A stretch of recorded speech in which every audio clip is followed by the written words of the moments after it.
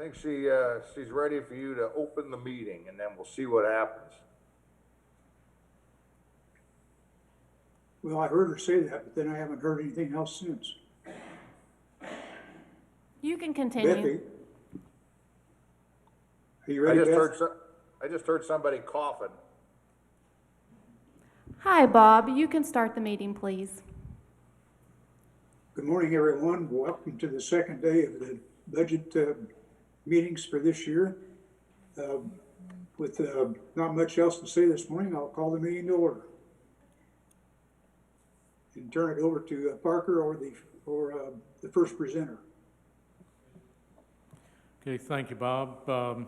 We've got a lot of ground to cover today, so I'll ask both the presenters and the Finance Committee and those in the audience to try to move this along as quickly as we can. We have today, first presentation is Simon Bradbury and Jaden Macon, his intern, presenting rec. A little later on, we'll have Chris Carter presenting HR, Kevin Alfond, IT, and Kevin Ellsworth and I will present admin. So with that, Simon, the floor is yours. Good morning, everybody. We had a challenging year, and I want to put a special thanks out to my Recreation Committee, who's taken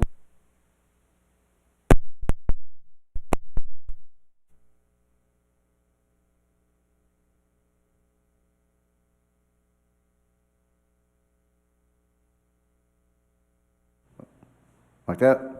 Ooh. All right, so today we have our rec chair, Jim Lilly, if you'd raise your hand. And Paul Libby, also with the Recreation Department with a big finance background.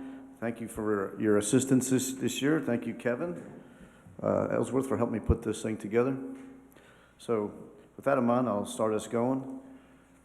This year's been a very challenging year for all of us, and particularly for our profession.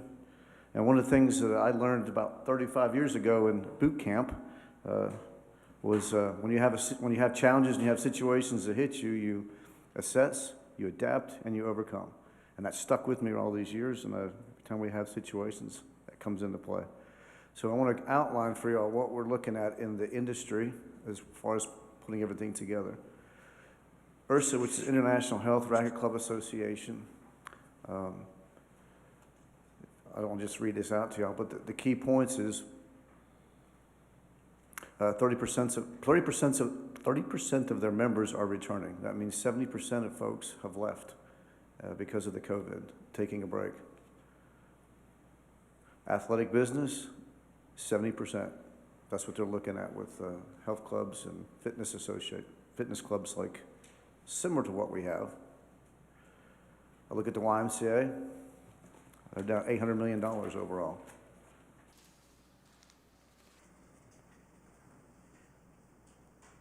There's another one looking at Fortune. So the picture is, this is one of the industries that got hit hard with folks not wanting to come back inside.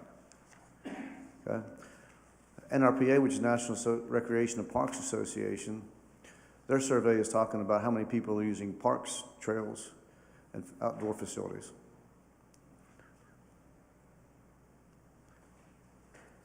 This goes a little bit further into the impact of parks, trails, outdoor activities.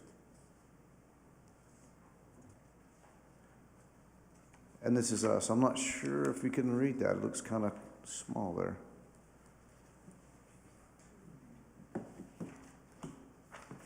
Excuse me, why don't we get to my hand copy here?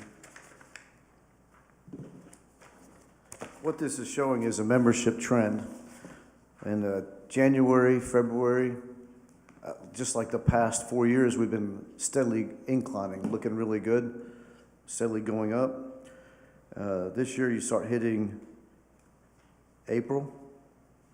We start seeing a trend of it going down, about 8%. May, 14%. July, 20%. Going down to 32% is where we're at. In August, I don't have September's yet. So we're down about 30-something% right now as last year's numbers. And at first glance, I was like, whoa, that's a hit. In normal situations, yeah, that's rough. For us, and looking at the industry, that's really good. That might be a hard concept to grasp, but we've done really good. And part of that is the way that we've adapted and assessed and taken care of the situation. Right from the start, when this whole thing hit, we had to figure out how do we run the operation? How do we meet the guidelines? How do things work? We looked across the state and across the country to get, what's reopening plans? How do you guys put this stuff together? Guess what? People said, when you figure it out, let me know.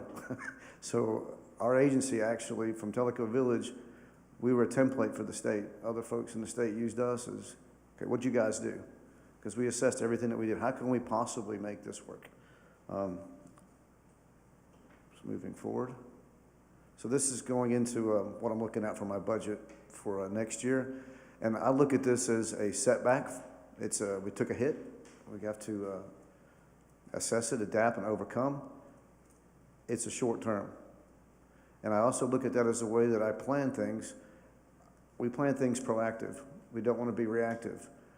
I started back, if you saw this past summer with the guidelines, we're proactive. We look at what's coming down the pike, what's it looking like. Let's be proactive, put our plans together. That way we're helping out when the board's asking, what are y'all gonna do? Instead of reacting, oh crap, we gotta do this, let's hustle and figure it out. The whole way through here, I've been talking with my team about let's be proactive, let's figure this out. Okay? We also did a study, we did a survey with our rec members, past and present. The reason being is let's find out what people are thinking. It's one thing to say, I think this is where people are, and you can talk to people, and we also do surveys. So we did a survey that's shown, one of the first questions we asked is, would you consider membership for the upcoming 2021 season considering the COVID? 77% said yes, 23% said no, I have health concerns, I'm gonna wait until I'm more comfortable. That's the biggest trend. And that is actually, in our industry, we're looking really good. Others are faring as well. Okay. Next one that we asked is, would you indicate the following amenities that you or a member of your household are using? That's important because we want to see what are the things that people are comfortable using right now. The biggest one was walking trails. The next, and that's not a revenue generating part of our business. The next one is fitness equipment and then indoor pools. And by far, we got that from folks that they feel most comfortable being into a pool. And pools are coordinated and well controlled.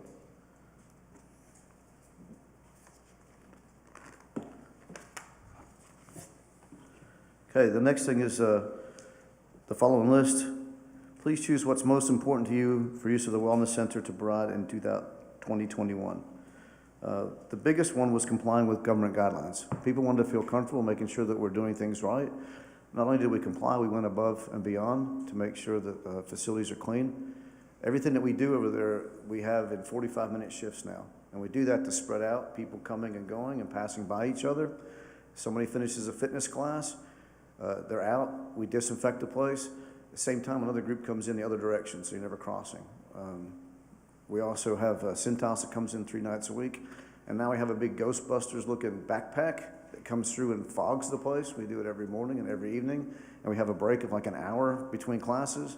It takes like 30 minutes to make sure and kill everything. But that fogger, we go around, we hit everything and disinfect the whole facility.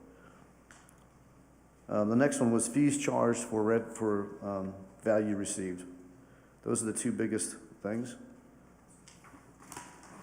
The next question we put out there was, how much would you be willing to pay to make the recreation department self-sustaining? Guess what? A lot of people said nothing. And then we went to $5 a month, $10 a month, $15, and then $20. But I think it's important to assess that and find out where are people at. What's their mindset with that?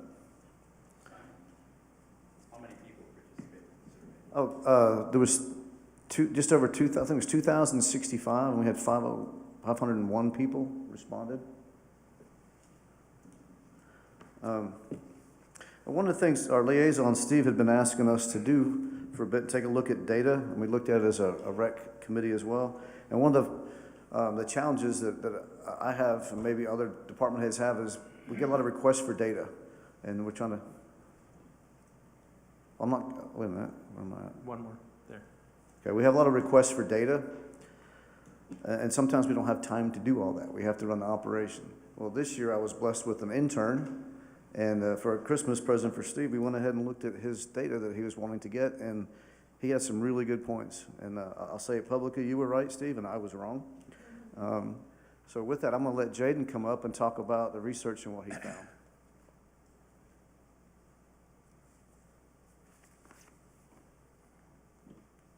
All right, so we were asked to analyze the use data for our family memberships for the past year.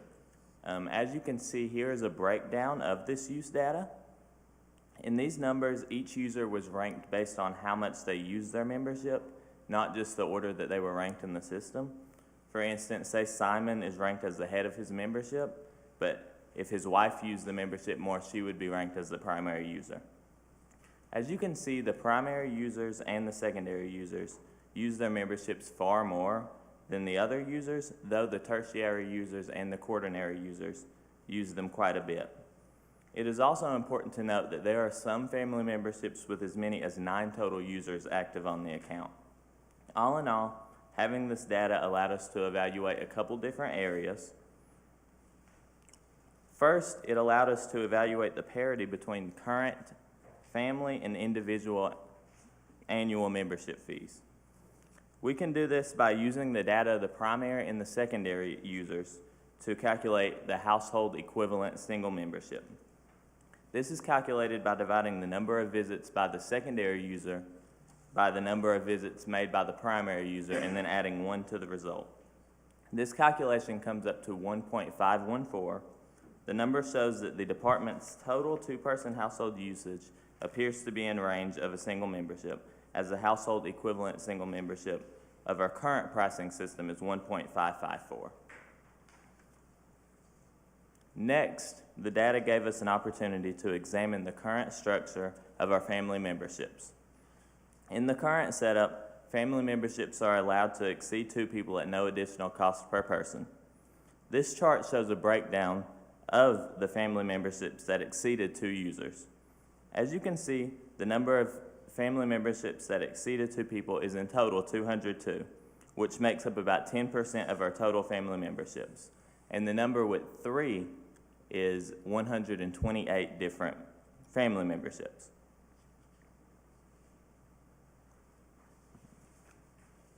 Altogether, there are 313 additional members that exceed 2 people. The attendance report showed that 83% of households with a current family membership are on a 12-month paid-in-full plan, while the other 17 are on a 12-month plan set to be auto-drafted monthly. This attendance report showed that no family memberships on a 6-month plan, paid-in-full plan. Using these percentages, we can calculate potential revenue that could be added from a switch to a new structure.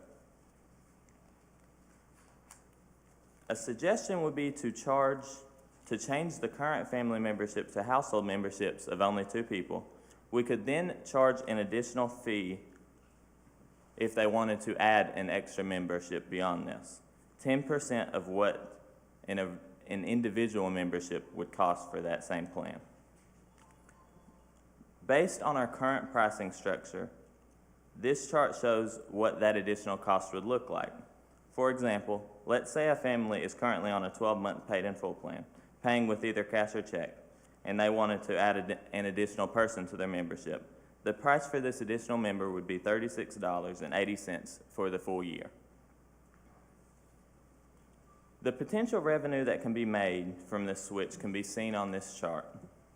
It should be noted that the attendance report did not give me any distinction between how many of these 12-month paid-in-full plans were paid with either cash or check or credit card. So to be safe, I just used the numbers from the cash or check since that is the cheaper option.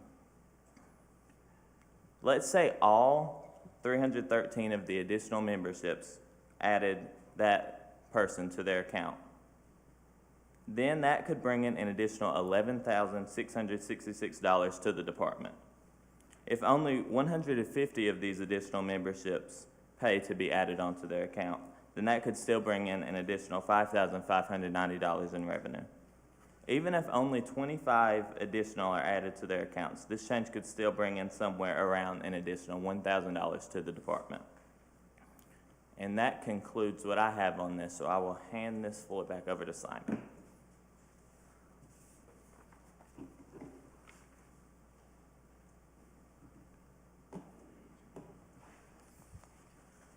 Thank you, Jake.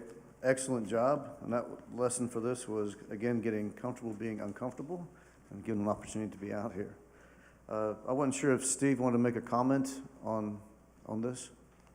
Or you want to wait till the end? Sure, Simon, just wanted to highlight the calculation of what we're calling the, what's it called, the household equivalent single membership. I know in the past we've had folks come in trying to justify that the individual membership was being charged a premium of almost 29%, which is calculated by taking your family membership of $572, dividing it by 2, and then dividing that into your individual membership of $368. So under that method, yeah, it is a premium, but in my opinion, that is the incorrect way to look at the membership. So what the data shows is the secondary member uses the facilities at 54% of the rate of what the primary user does. And when you take a look at the family membership of 572, it's basically 1.55 greater than an individual. So your membership pricing for family, now called household, is identical to having 2 individuals where the second person only uses it at a 54% rate. So what the data proves out is your household memberships are priced correctly, and the additional information where we got 313 additional members who are basically getting a free ride. Your proposal of adding 10% of individual, you can argue whether it should be 10, 15, 20, but I think it's a step in the right direction. And thank you, Jalen, for doing the data gathering, because your membership system should give you this data, but it took him days, if not a week or so, to get this data put together, so thanks for the effort.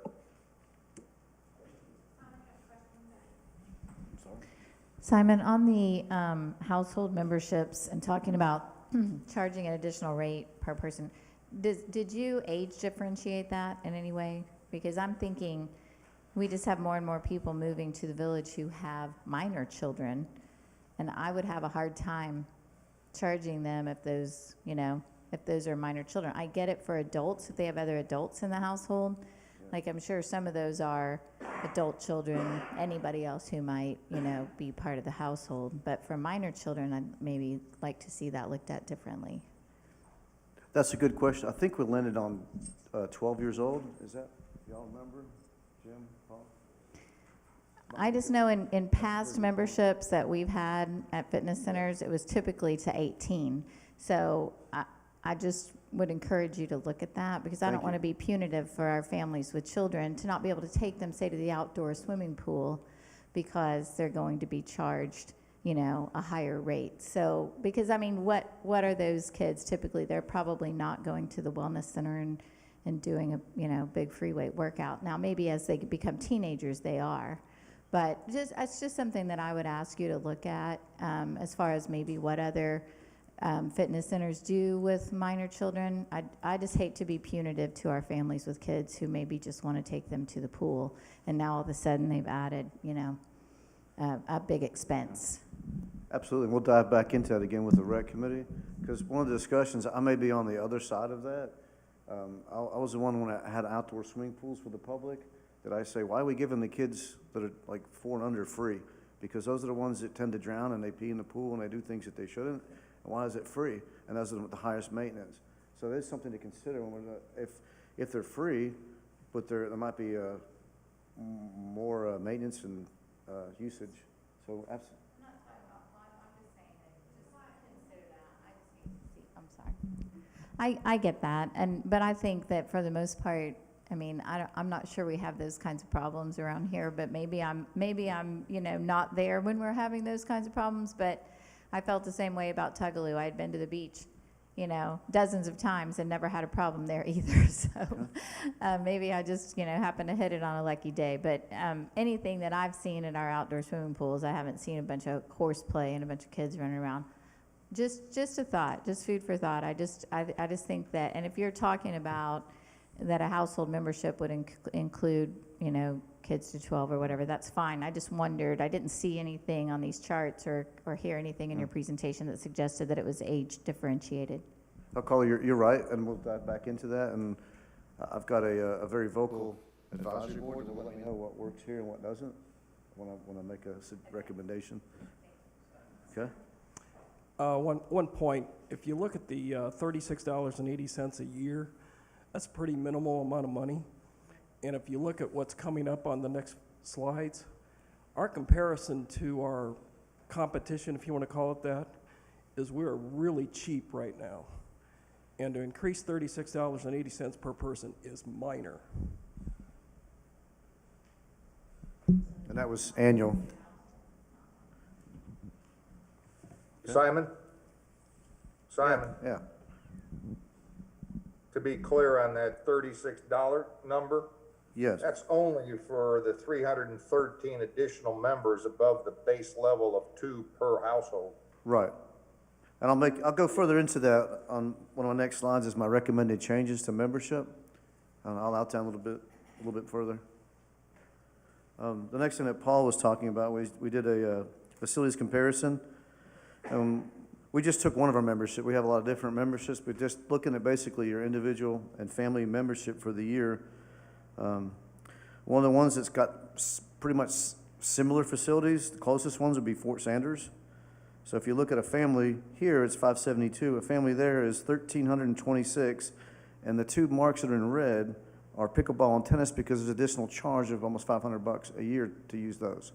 So we included everything. If you look at the top for that price, and like Paul has said, we're very competitive. One of the things that we looked at during all this, just like we did with our strategic plan, we did our 5-year strategic plan 2 years ago. We looked at, let's take it apart. Do we need to relook at memberships? How do we respond to this situation? I'll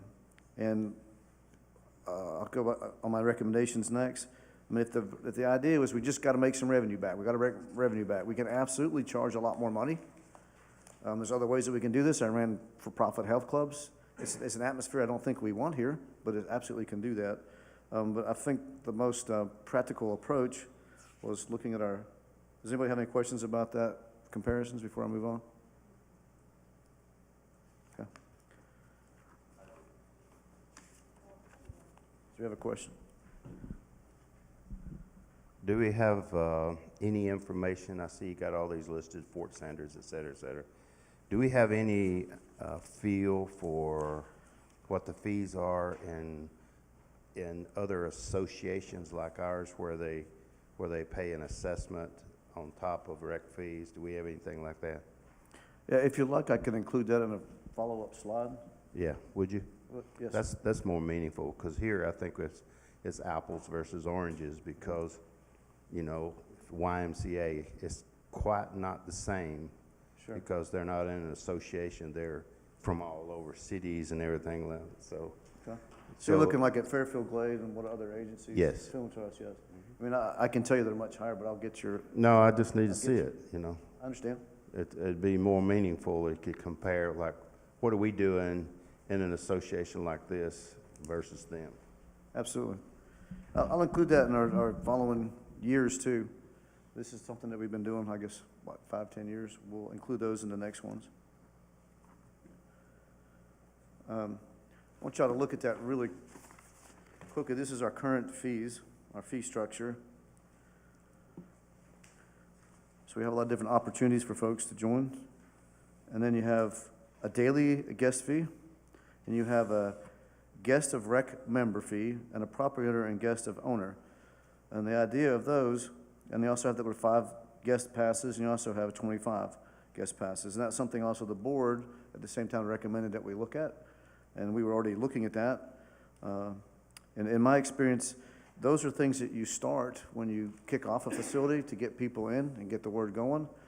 When you're going 11, 12 years into it, what's the point in doing that at this juncture, the same as a lot of the free passes.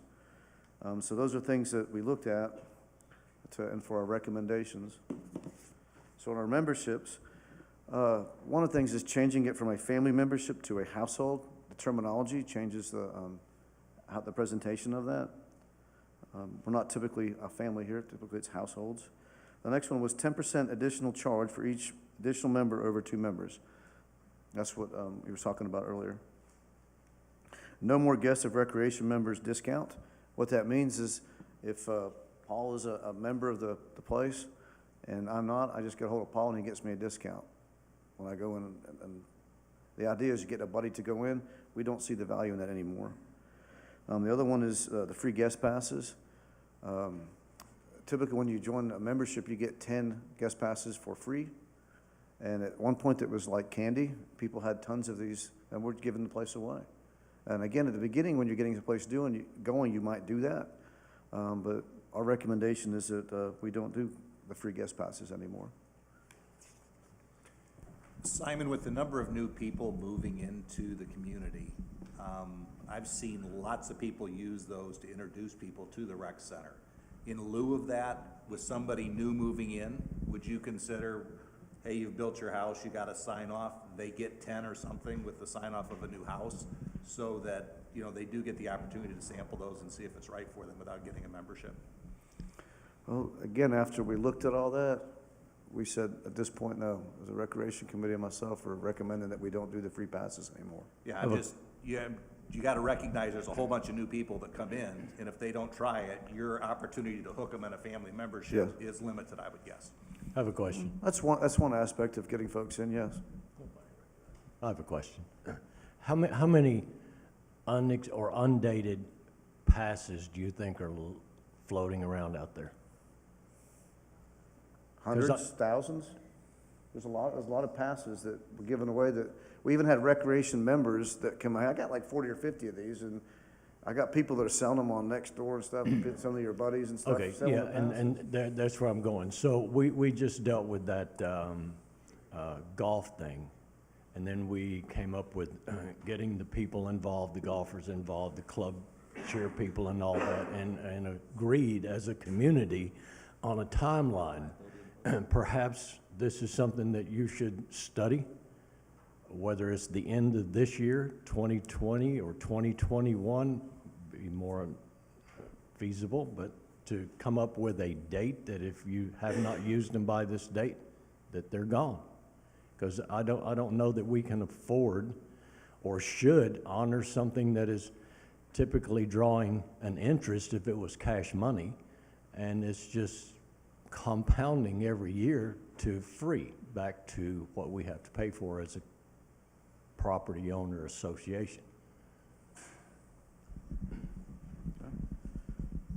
Yeah, and kind of dovetailing off of what you said, maybe Simon, what would be a good idea is for when you do POA 101 or whatever, put a card in there for new to Telica Village, and they get it when they come in the room, and they have to put their name on it, and it's only for their use, and maybe it's for 5 visits, just to do what you were talking about, which is, let's get them hooked on coming to our classes and doing that, but then it's cut off, but it's a one-time only, but only for new residents. Just, as you're mulling all this over. Absolutely, and those are all very good, valid points that we had discussed also, and my role is to make recommendations to the FAC and to the board, and y'all tell me how y'all want to run it. One more thought, Simon, on the no more guest of recreation members discount. I would 100% agree with that for other property owners, but if it's the members' family, again, kids, grandkids who want to come and use the pool, I don't have a problem with giving them that lower rate as a rec member. If I'm not a rec member, I pay the higher rate, and that's okay. I'm good with that because I didn't spend the $600 to be a member, so I should pay the regular rate. But if I am a member of the rec, I don't see a problem with just discounting for them if it's not a property owner. Does that make sense? Yes. So that somebody who is a property owner can't just go in there and take advantage of, knowing somebody who is a member. point. Okay. You know, I kind of agree with Pat. We literally have to get our hands around all of these unexpired guest passes that are sitting out there. You say there could be thousands. I mean, that really is a liability to us. So I would certainly encourage you to, you know, come up with a system to try to figure out how to expire those passes over time. So if you have over 2,000 members at one point, going for about 11 years, and every year they renew, they get another 10 passes. That's how many passes, free passes were out. Aren't they dated, though? Yes, we Simon? started dating them. We still have some from, I guess, about previous, yeah, I guess, yeah, before me, they were unexpired.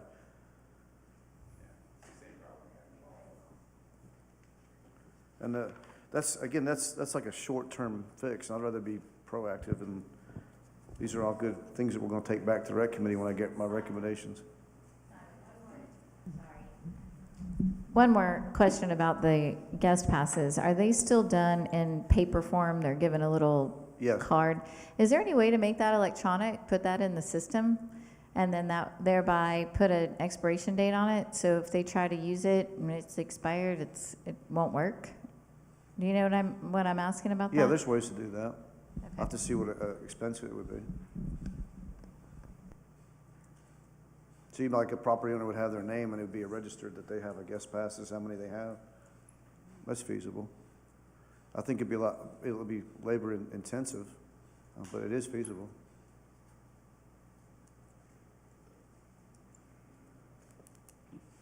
Okay, are we good? These next slides here, I'll give you an example. We're looking at what we do every single day. We're looking at usage. Every single class that we do, every pickleball court, every tennis court that gets reserved, every time someone's swimming a lap, whether they're at Chota Outdoor Pool, they're at Kahiti, they're using facilities, every facility they use, we're logging and seeing what kind of percentage of uses that we're at each one. That way we know if, do we need to, like at the very beginning, I went to the board and said, hey, from 7 o'clock to 9 o'clock, we don't have much usage. Maybe it's better if we open up at 5:30 in the morning when more people want to come, based on our trends. And we did that, and taking care of the customer that way. And people are happy to be starting early. But we go through, like I said, all our different, even down to the therapy pool. And right now we have, with the acuity system, 90% of the people that I've spoke to really like it because it's like reserving your own private time to go use your lap or to go exercise or use your court. People like that.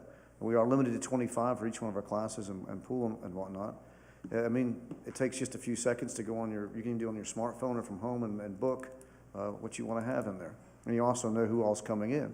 Versus in a typical January, you may have a whole lot of people that come in early in the morning to use the facilities, and you may or may not get equipment. Well, now you know you're getting equipment. So that has been one of the pluses from this. Also, we're tracking things, and we're finding that if you don't have a membership and you came in and tried to use a court or something like that, we're going to know. And we're going to make some phone calls and explain that, hey, I'm not sure if you realize or not, but your membership has expired and whatnot. But we caught quite a few of those, more than I thought the first week or two of doing this. Again, I just wanted to show, we also used our Chota gymnasium, great big wide open space, utilize that for fitness classes. People are liking that, feel more comfortable using that. We also temporarily took one of the rooms over at Chota to use for another place for people to come. If they want to feel more comfortable, they can come to a wider open space with cardio. And we don't have TVs and all that electronics hooked up. We call it a news-free zone. And it's a temporary place for folks to come, and they're liking it. And we'll see how that works through January and if the guidelines open things up and we change our usage. That goes back to our strategic plan and using our resources appropriately. Speaking of that, I'm going to go to one of the biggest things I was looking at and what trends are across the country have been going to creative outdoor alternatives. And these are exercise equipment, not like you'd see 20 years or so ago, but now they have cross trainers, you've got elliptical bikes, you've got resistance training equipment that you can get on and use outside. And it's sturdy and it's good stuff. It's also has a fee to it, but we looked at, would that work here? We could cover the facility. If you look at the bottom, they even have like garage doors. I looked at what about our back porch that we have out there? Could we do something like that to open it up? Similar like Kahiti has done outside, putting their curtains up and whatnot. And so we looked at all this. I looked at the price involved, and looked at our goal at first was, how do I get people feeling more comfortable? Let's make some things outside. We also had in the budget to enclose the back porch over at the wellness center. And I said, nope, we don't need to close it right now. We need to open it. So the more we looked at it, price coming in about maybe $200,000 to $300,000 if I want to do an outdoor facility, which would be great. But if I'm looking at revenue specific, it's a very bad plan, because I'd have to get about 300 new members in order to justify the cost of that. So what a lot of places are doing with this, like in parks and recreation, they're doing it for folks to be able to use outdoor, but they're not using it as a membership drive. And if I were to take the back porch, which I was pretty hot on at one point for about 65 grand, putting equipment on the back porch. Let's see if there's a, well, here's one proposal I got in to do it outside. And that was looking at about $150,000 to $200,000. That's a closer look of what it looks like. I had 3 or 4 different companies I was looking at, talked to my friends across the country, what works, what doesn't work. This is something you use inside, or like on the back porch. I thought, well, there's a concept. That takes it down to about $65,000, and that gets me about 15 pieces of equipment. But the more I looked at it, it also takes away the usage of it for other activities. So my purpose of showing you this is that we did due diligence and look at all the different things that we could possibly do out there. And what we came back to is what we did in our strategic plan was using your current resources to the utmost. I didn't feel like it was very fiscally responsible for me to come out and say, I need to spend 200 grand to make things cooler and do all this, and it's not gonna really result in any great gain. I may get 15 more new members out of it because they're more comfortable. So ultimately I went back to that back porch. We have classes out there, and they're fantastic. We have these outdoor yoga classes in the morning with the sun coming up. That right there is an awesome marketing picture. You go to resorts and spas that have views like that and have yoga out back. So our classes are full, and we can and there's other things we can do out there. This piece of equipment right here is about $130. I can get about 10, 15 of those. Total body workout. I can put those on the back porch, and we can also take them off and use it for other things. That to me sounds like a whole lot more sense than trying to get all the other equipment. So there's that. You can also have outdoor, like rubberized weights and functional training equipment. Utilize that better. Going back also to being proactive and not reactive. If I'm reactive and I put all these new fancy things in place, what happens next year when it's not a big issue with the COVID? So right now, I feel like this is the best way to go. Also, recreation is not just about the revenue. This is our paddleboard and kayak classes are also about. You have to be a member to get it. But we also do outdoor yoga at the yacht club, and you have to be a member to do that. That is a fee. Then there's non-revenue things, like we started a disc golf course on an area that wasn't used behind the pickleball courts, and that's open to anybody to come and use. This is pre-COVID. I need to make sure and make that. But we also have the hiking trail systems that we put into place. This is a map. When I used the same company that y'all did back in 2015 for the Greenway Plan, we utilized a lot of the hiking trails and nature trails, and we did this with volunteers and myself at a minimal cost, but also looking to the future, if we go back to looking at greenways again,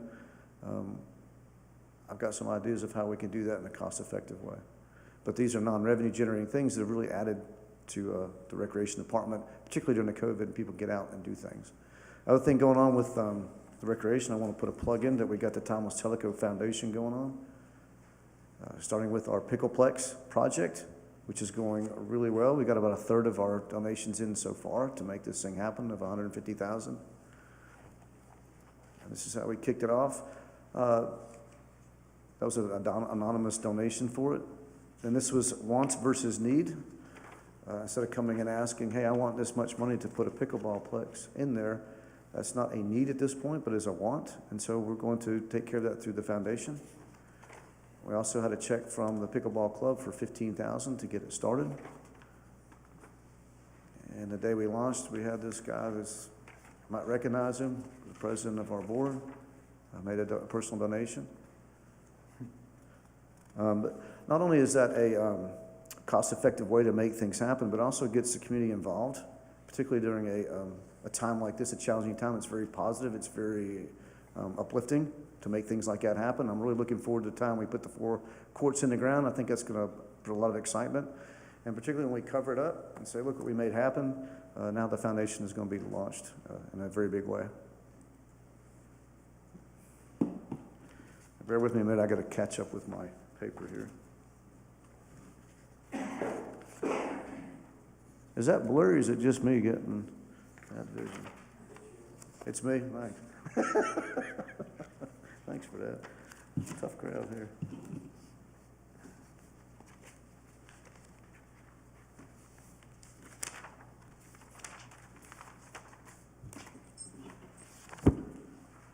All right, this is how we're looking. Recreation Division, proposed 2021 budget.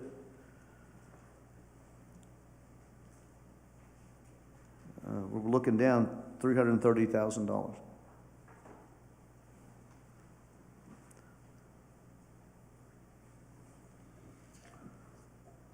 Any So questions? Simon, can you give us some insight into, when we're taking that big of a hit revenue-wise, why we aren't addressing the cost side of the equation? If you look at your salaries and benefits are going up, 30%. Yes. I'm about to address the in an salaries environment too. where you're going down. I'm going to address the salaries also in a moment. As far as the cost, we did look at the memberships as far as that is our biggest revenue generator. If we wanted to, or if the board wanted to, you absolutely could charge more and you could raise the revenue. Or you could address the cost side. I'm sorry? Or you address the cost side. Yes. And it's also a matter of what type of facilities you want to have, what standard of operations do you want to have. And the cost, as I'm going to go into with the salaries, and I see Steve waving, part of the salaries I'll go to in a minute is we had to hire a bunch of temporary staff in order to meet all the guidelines that we had, and there's an expense involved in that. And I was just going to add to that, Brad, a lot of his costs, either maintaining the wellness center, Chota Rec, they're very fixed in nature. His full-time staff, he only has a handful of full-time staff. He has a lot of part-time staff, which he'll get into. He also has a bucket of dollars every month for personal trainers. You could argue that, you could flex those depending on his membership numbers, but he'll get into the memberships because the way that Simon and I kind of projected is he'll see a decline. He showed you the August membership numbers. As those annuals come up for renewal, it's anticipated that people are going to just wait until they see what happens with the new year and with vaccines, et cetera. Mm-hmm. So he'll continue to see a drop in the remainder of 2020, and then slowly, we hope, probably by about mid-year, membership will start to kind of pick back up. But even in those low periods, he still needs to kind of, keep the lights on, and labor is by far his largest number. And Right. But if you look, Kevin, and maybe we need some more historical, but you've been running at $500,000 and you jumped almost 700,000. And it's, in an environment where you're losing that kind of revenue, we got to think a little bit more creatively, I think. Yep, and he can get into that because the crux of that is all the part-time that currently he's hiring. It's unbudgeted, and I talked about it last month. He's got Randstad and another temp agency that he's paying quite a bit every month for people to follow the COVID protocols in the facilities. So I'll let Simon talk to that later. And I will address that personnel issue here in a few minutes. And please, I'm sure you will find some more questions when I get into that. Simon. Steve had a Simon, question? couple of points. We're comparing your 2021 budget to the 2020 budget, which is a apples and oranges comparison. You need to compare it to what your run rate is in 2020 because you've already taken that hit on the revenue side. That's number one. Number two is on the cost side has been identified with your salaries. we're maintaining full headcount, plus your temps. That's one of the reasons why we filed for the PPE and received $1.2 million from the federal government to help us keep employees working. So the first thing is you got to have a better comparison of your budget to what you're actually running now to show what's happening to your revenues versus expenses. Okay, thank you, Steve. The reason I don't get that is your biggest year for expenses should have been 2020, and then you jump up like 1.5. You know, you jump up 150. So I don't follow that rationale that 2020. I know you've jumped it up, but you're jumping it up more. Yeah, but it's, look at 2021.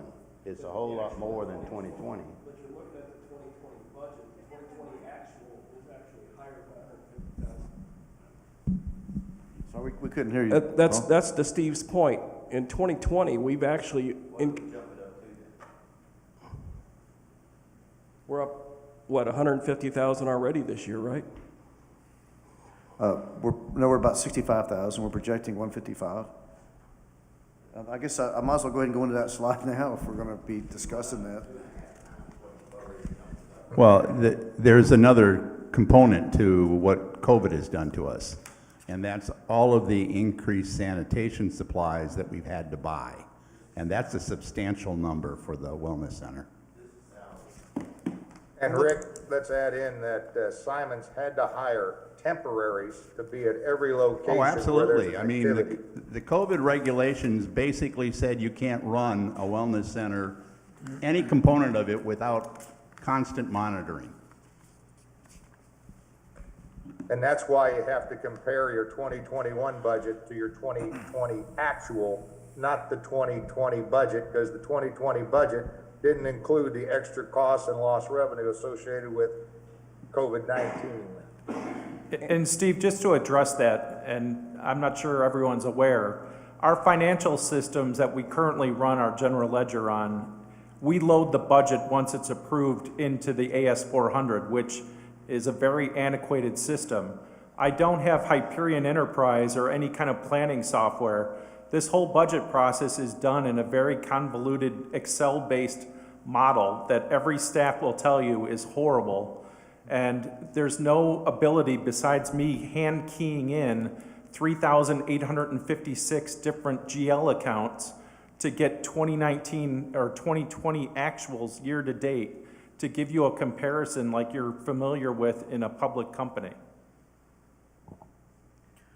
If you look at the 2020 actuals, when we were shut down for 2 months, I'm assuming there was no temporary cost during that time. So we have about 6 months of temporary cost. If that's running $80,000 to $85,000 for 6 months, imagine if you do that for a whole year, which will be next year. You're talking about $160,000 or so higher than what our 2020 budget would have been. So that's really explains the difference between 2020 and 2021 salary cost. And since that's a topic right now, I went ahead and moved my slides forward. This is about the unbudgeted temp staff expense due to COVID. If, in order to operate under the guidelines and do what we need to do, we had to have more staff. We thought it was going to be 2 weeks, maybe 4 weeks. Let's make this thing happen. Let's get things rolling. Directors were, get this thing open, do what it takes. And so we got temporary staff. And when you get temporary staff, the agency, it costs us over $16 an hour for someone to come in, and they get paid $12 to $12.50 an hour. Our part-time staff get paid $10 and $10.50 an hour. So if what I've got is 4 months of history showing $55,000 is what we pay for temporary staff. You do that for a whole year, you look at $165,000 if we keep going temporary staff. And what I'm trying to do is move it to more part-time staff that we have on hand. And if we get to a point where the guidelines say we don't have to have so many staff, then I'll have to look at laying some folks off and saying we don't need that anymore. And that's a part-time staff to do that. So that's by far our biggest expense. We also got $25,000 increase just in cleaning supplies, and they keep going up, particularly like hand sanitizer and disinfecting. It keeps going up. So what I'm looking at is on our next slide, I'm recommending a cost avoidance by increasing a pay $2 an hour, and let's move these temp staff into our staff. I've been doing that slowly. It's kind of hard when you say, hey, you've been a really good employee. The advantage is when you have an interview, you see someone for half an hour, maybe an hour. When you have a temp staff, you have them for a couple of weeks, and you go, well, this one's ugh. Or you can go, this one's really good. The other advantage is if they're really bad, you call the agency and they're out. You don't have to do all that conflict management, all that stuff. They're just gone. But with that, when I say, hey, you're a really good staff, I'd like to keep you on, they're like, you guys only pay $10 an hour. I'm getting $12.50. Why would I do that? I'm staying with the temp staff. That's very real. And then when they have folks coming in at $10 an hour, they can jump really quickly, and it happens. I'll finally get someone like, yes, we got someone. A couple weeks later, they're paying this much down the road, I'm out. And now you spend all this time training. So, I'm the one that contacts the staff agencies, and I had a staff agency tell me when I asked them for some help at $10.50 an hour, they said, we won't touch it. If you were paying $14 and $15 other places, we won't even try to get you anybody for $10.50. So that's why we negotiated and went to $12.50. But if temp agencies want, they pay more than we are paying. and then and then people look at the job and they say, what are you asking me to do? Okay, you have to wear a mask all day, and you may be at risk of getting COVID because not everyone coming through there is wearing a mask, and you have to disinfect and clean all day, and sometimes people get irate with you and get in your face, or you can get paid $15, $16 an hour and sit behind a computer somewhere. Which way should I go? So, Simon, could I ask, I don't know whether you or Chris would be appropriate to respond to this. Do you have to pay a fee to the temp agency if you hire one of their temp employees as one of your employees, even as a part-timer? if they haven't finished their contract, yes, Yes, they have to work so many hours, like 750 hours. After that, you don't have to pay a fee. But if you want to hire them full-time before they reach that, then there's a cost in there. we had one guy in particular who's really good, and we wanted to, so that's when I checked, what would it take to get this guy on? At the time, it cost us $1,800. We're like, It's like, can you hang out for a little while, buddy? And because we had a full-time spot, and that's an advantage for folks to do that. It ended up working out, and he finished his time, and then we took him on as a full-time staff. But even that may be short-lived at that kind of pay rate.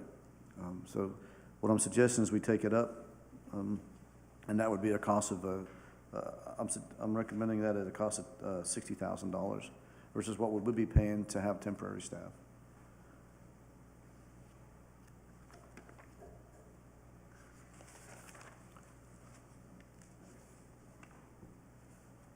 Simon, just another question on that. So as you move them from temporary to part-time, right? Yes. So are there benefits involved in that move? No. So still part-time is no benefits? Right. And I'm not making any more full-time positions, I'm just taking the ones that we have. Like we have somebody leaves and they'll move into that, but I'm not recommending full-timers, just part-timers. That's what we need to get through those. Some of the guidelines, it's a bit much. We have to have these folks sit and watch people do stuff, but that's what we have to do. So let me go back to where we were then.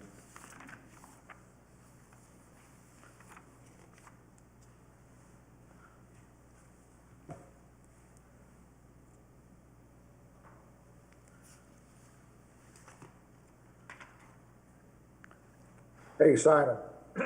Yeah. I just took a look at your August actual total expense without depreciation and annualized it. You're running at a rate of actual expense of $1,332,000 based upon your August spend rate. Your 2021 budget, when you subtract out depreciation, your 2021 budget is $1,285,000. So your 2021 budget on expenses other than depreciation are actually $47,000 less than your run rate in August. Just keep that in mind when you compare how you're actually running versus comparing it to the 2020 budget, which is irrelevant. Okay. Well, if you look at our different budgets, we got the Chota Fitness. There's nothing really that stands out with that. Chota Activity Center, pretty much same. Kahiti Fitness, and we're looking at running the same. The beach, same, there may be some requisitions for some things if coming to the board next week about how to run Tugaloo, some recommendations, so there may be some money in that. Also, I think I've built a reputation now for 4 years. I ask for stuff if I need it. I'm not frivolous about it. And all I'm suggesting this year for capital is 20 grand. And that's to have a mower and a shed up at the wellness center. Part of what we do is we mow trails. I should say what we do right now is the Public Works mows trails for us. And we have probably 4 miles of trails that's just grass. And instead of putting down asphalt and the maintenance and the cost involved in doing that, I'd rather have a mower of our own that our maintenance person uses. And I know Public Works would appreciate that also, that they go out and they mow that versus concreting it or having them do it. So that's what that's for.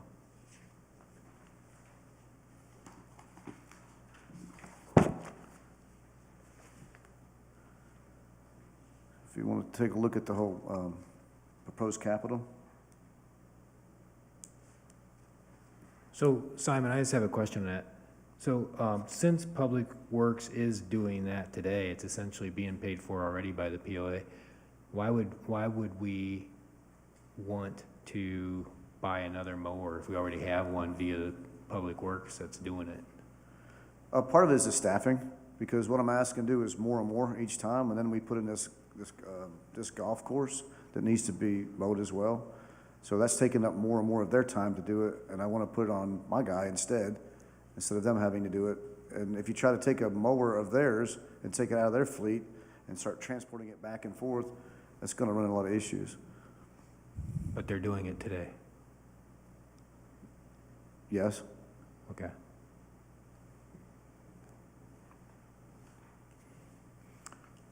Okay, total recreation related capital, my proposed 2021. And again, I'm saying hold off on filling in the back porch. I need open air space right now.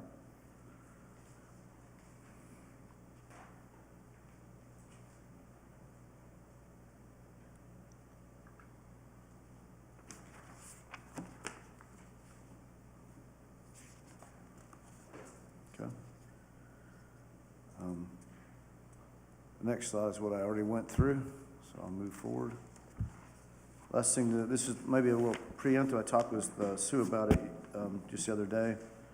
Is looking at the study on Tugaloo, and one recommendation is we have it staffed, and we're looking at whether it be 30,000, 40,000 to run that.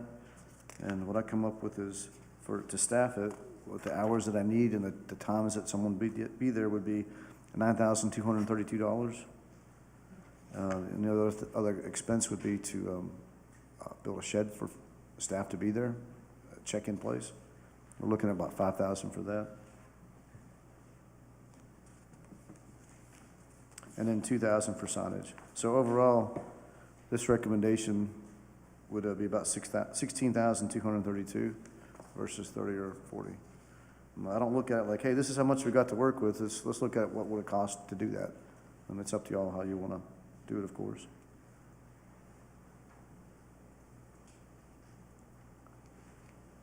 So this is 2020 and 2021. We take it up 2%. Those are going to be the new membership rates.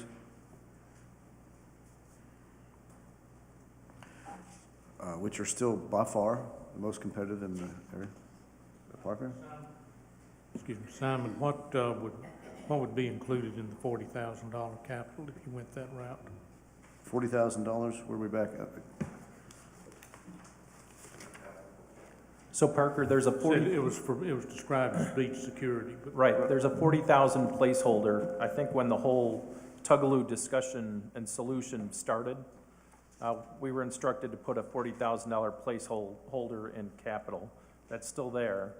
And then when Simon and I think Sue English Kovar is working through a more final decision, it'll actually end up being potentially some additional salaries and payroll, as well as a physical asset of a shed or something at the entrance. So what Simon would ultimately propose, pull the 40,000 of capital out, put in the 16,232. I think the board's gonna be hearing about that next week, a little bit more detail. Yeah, it's on the agenda.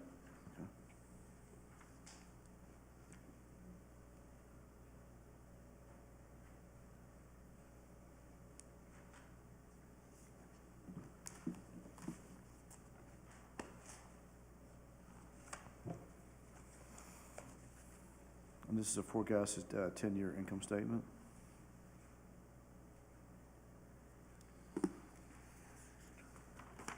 Also included is a 10-year capital. Like I mentioned earlier, I don't ask for things unless I feel like we really need it.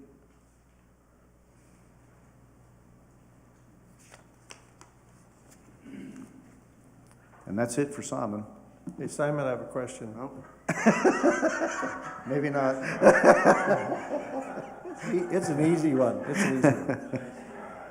Because I know you built it in and you've talked about it, but it would be nice to, I'll say, document kind of what are your main assumptions for the COVID effect that you put in for next year? Because we're paying premium for cleaning supplies, we're paying premium for people. What are your assumptions on that, just timing-wise and everything? And then anyone can argue, are those assumptions correct? Because nobody has a good crystal ball, but at least everybody would know kind of what your main assumption is on that. What specifically are you looking for? Like a month-to-month kind of breakdown of what I'm looking at, or? I mean, or years? in a way, I mean, you're assuming that, through the first 6 months, 5 months, 4 months, it's really down, and then at some point it ticks back up again. Yeah. Kind of just that. What are your assumptions for the effect of COVID kind of goes away or starts to go away? So we aren't paying premium as much as we are right now. That's all. And absolutely, we looked at that too, and Paul was big at looking like, let's do month to month, and how do we deal with that? I mean, my gut, my opinion is once this COVID goes up, we're going to be bigger and better than ever. Yeah, people are putting on weight right now. People need to exercise. Yeah, and then the board and whoever else can discuss, are your assumptions, do they agree with the assumptions? That's Yes, all. I agree. Simon, in the 2022 plan, this is a carryover from last year's 10-year plan, but there's $125,000 for additional paved walking paths near the wellness center. Is that, where do you see that project at the moment? Is that something you're likely to do or not do? I say right now we keep that in there. I think the area that we have up there, it's more efficient that we use it as grass instead of paving it. I am hearing buzzes about people wanting to look at greenways and walkability again in the future. We can use that other areas. I have some ideas if that comes up of how we can do that. Right now, I don't know that the wellness center, that's the best place for it because, again, you take on the expense and maintenance of keeping up with it. But I don't want to lose that because also that's our biggest used amenity right now is walking. Simon. Steve has a question. Oh, go ahead, I'm sorry. Hey, Simon. Yeah. In your information, while you didn't identify a specific month when COVID would go away and memberships would start picking up, for the year, you've assumed a lost revenue of 36% off of 2020, which is $330,000. And you've included 190 of COVID expense, so you've included a hit of over $500,000 in your 2021 budget versus your 2020 plan. Yes, it's changed the dynamics too. I mean, typically in a community like this, you're looking at about 30% of folks will have a membership. Now that's gone down to about 16 right now. I think it's all temporary. Simon. Yeah. of the memberships that you got projected for 21, are we still offering memberships to Rarity Bay? Yes. The board approves up to 50, and we have about 16, and they pay double what we pay here. Do you think we need to increase that number then? You mean increase the number of folks from Rarity Bay coming here, or? Yes. Well, they can have up to 50 memberships, but they're not choosing to join. I still just have about 16. Okay. And that was we did it a couple of years ago as a trial. I think I walked into that when I first started and said, let's try it. Yeah, it dates back to 2012. Okay. So we did it as a trial to see about other communities coming in, and like I said, it was 16 out of the 50 have taken up on that. You know, one of the things we were talking about in the rec meetings is some of us right now don't think that we've hit bottom as far as memberships. Because as people go through the year, their memberships come up. So we could be down to 40% or more.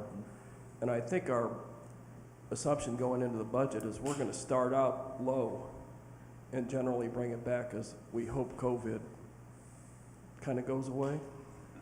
We hope.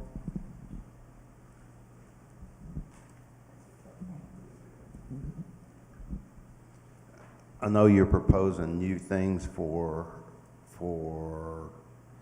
our members. Do you think perhaps that maybe we should look at potentially leave it in the budget, but as we execute, some type of an arrangement where we tie the expenditure for new activities to our growth in membership as it comes back? I'm not sure I follow you. Like an upcharge for our activities? No. I'm talking about new activities. You know, talking about doing the back porch and all that stuff. You're betting on you're betting these people are going to come back. So maybe we should think about, before we start making major capital investments and all, that we marry that with the growth in membership as we come back. Yes, I absolutely agree. And that's why on the back porch, I'm saying we're not going to spend money on it. We'll throw maybe $1,000, and I'll have enough equipment to do what we need to do back there. And I'm not saying that eventually it won't happen, but we need to tie it to our recovery, if you will. Yes, sir, I follow. Being outside. But what he's saying is that they might feel more comfortable being outside, because many, people are replacing indoor activities with outdoor activities because people feel more comfortable being outside. And I don't want to put words in your mouth, Simon, but that's what I took away from what you said. Yes, being inside the pool, wide open space, not as many people. Like, we used to have upwards of 70 people in a fitness class. And with our guidelines, sit down 25 people in that class. And we actually spread people out about 10 to 12 feet versus 6.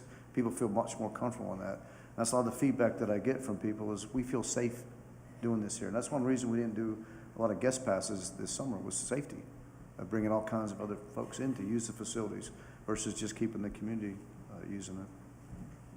I still think it needs to be tied to your growth, because the people that are going to go outside already are members, not new members, or coming back members. Understood.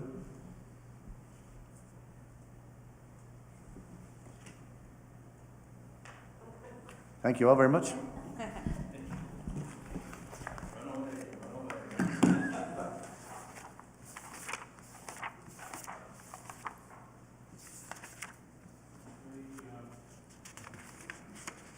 Kevin Alfond in the room? Yeah, I see him. Okay, next up is review of IT, budget and plans. Kevin Alfond.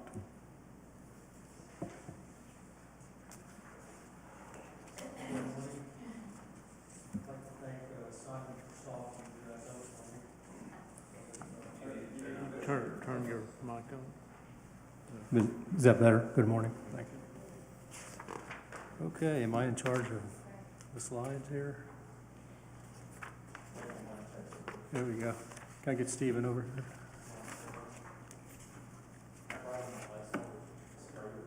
Oh, all right. So the IT department for 2021 looks to be in good shape. As you'll see in the next slide, we've actually reduced the budget from 2020. So we started this year with some key assumptions. We did use the 2% inflation factor, which is consistent with the FAC and board guidance. We had two significant changes proposed for the IT infrastructure in 2021. One being that we're going to move away from charter internet modems and move towards AT&T fiber optics at all our locations. And AT&T fiber is a little more expensive, but some of that is offset by the cost of getting rid of the charter cable modems. So all in all, when you see that in the next slide, it's just a slight increase. We're also proposing that we get a new support technician. That would be a entry-level support position for 2021. 14 years ago when I took this job, we had 3 IT personnel on staff.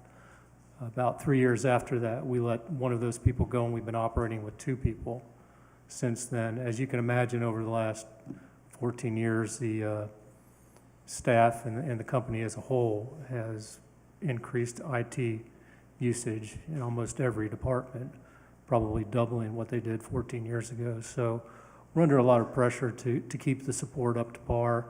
And, you know, we put into budget this year an entry-level support technician. So as you can see, maintenance contracts stayed fairly close to the same. We actually reduced cost in 2021. That was due mainly to a multi-year IBM contract. We have a 3-year contract with IBM that was renewed last year, and so the next 3 years it won't need to be renewed. And that contract is $15,000, so for the next 3 years, that'll be, you see the $5,000 difference there. Computer services saw an increase for exactly the same reason that maintenance contracts saw a decrease. We've got a 3-year contract with Kaspersky Antivirus that we're paying this year. So for the next 3 years, you won't see that in the budgets. Software expenses saw a large decline over 2020 due to 3 factors.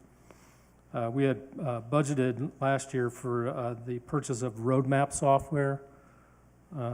We decided and ended up doing that in-house with an Excel spreadsheet, and that was a $10,000 cost that was not incurred last year, so the maintenance for that doesn't carry over to this year. We'd also budgeted $5,000 in 2020 for a cloud-based online room scheduling software. Again, we found a different vendor last minute that cost us $600 a year versus the $5,000 a year we had budgeted. And again, that cost, the maintenance cost for that rolls over into 2021 at a lower rate. And finally, under software expenses, we had budgeted $10,000 for a virtual server backup software solution. And we talked to our current backup software vendor, and we were able to get an add-on to that product that allowed us to back up virtual servers for $2,000 versus the $10,000 we had budgeted. So again, that cost in 2021 is reduced on the maintenance side.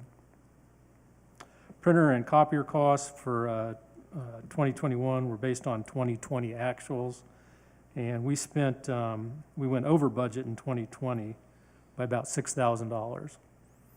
So the increase in copier cost is based on overages from the actuals of last year, and that's just attributed to printing more copies. We're printing more color and more black and white, so there wasn't one specific type of copy that went over. Small tool costs for 2021 are projected to be slightly less. Last year we had a Fujitsu scanner that we purchased that isn't in the budget this year. Toner and training costs remain the same and are adjusted for inflation.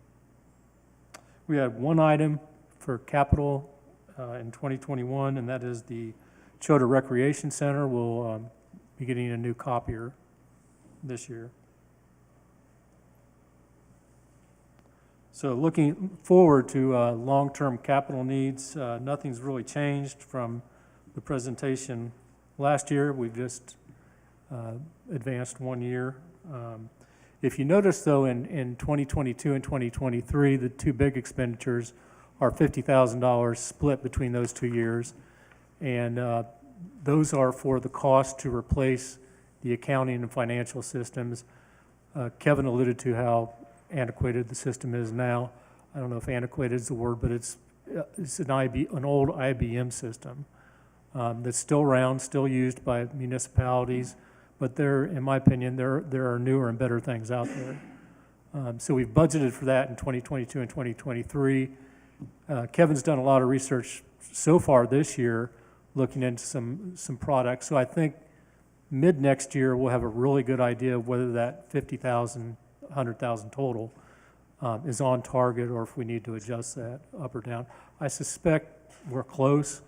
We may be a little bit light on it.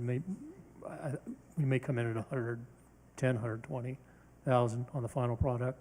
But as the 6 months of next year we get into that, I think we'll have a better idea of what we're looking at on cost on that.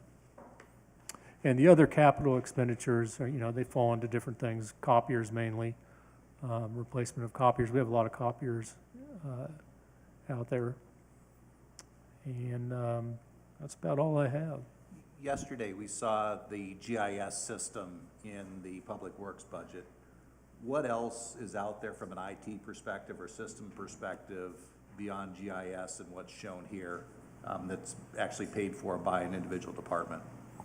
The point of sale products are typically paid by So the golf individual. would have theirs. and Chelsea Rec at would have golf theirs. and, Okay. and CSI at, But they're in the department budgets. right, specifically. that's Okay. correct. Mhm.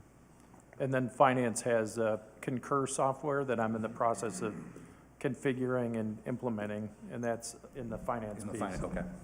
One thing that's probably not at the department level is, well, it is, but I budget for communications. So I budget because I see all the bills that come in, and then we actually take out what's paid by the departments. Okay. So what you see here is That's after. that's the rebill line you were showing. in Yes, your okay.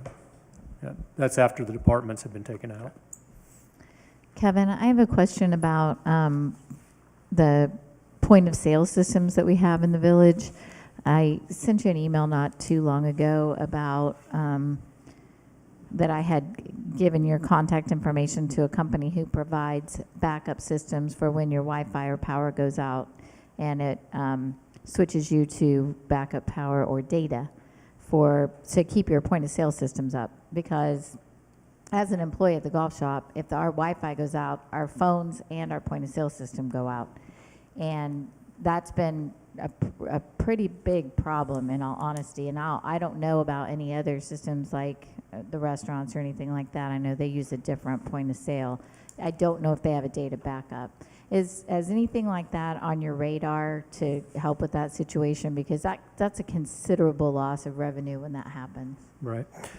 Yes, to answer your question. Two things that we're doing. Number one is we're getting away from charter. And charter's just been, it's the main source of our problems. They're not reliable, and they're slow to give us the service that we need. So we have guaranteed uptime with the AT&T fiber, and as you can imagine, fiber is much more reliable than cable internet. So that's one thing we're doing. The second thing we're doing is we're partnering with Verizon, and we're looking at using, for lack of a better term, it's a commercial grade MiFi that you can actually hook into the network that will be a failover product. So if for some reason the fiber would go down, it would fail over to this MiFi. It'll be slower because you're running over cellular system, but all of your phones and all of your point of sales would work over that. And as we look into the future, as you guys probably know, 5G is coming at the cellular level. And 5G gives you speeds that are better than charter internet. So that's really exciting for a guy from IT perspective, because it almost gives you the ability to completely cut the cord with AT&T and charter and just work with a Verizon type product. The speeds are that fast. So those are two of the things we're looking at doing. And that would be something that we would do next year. I think those are what AT&T obviously we're working with, but I think 5G might be available next year.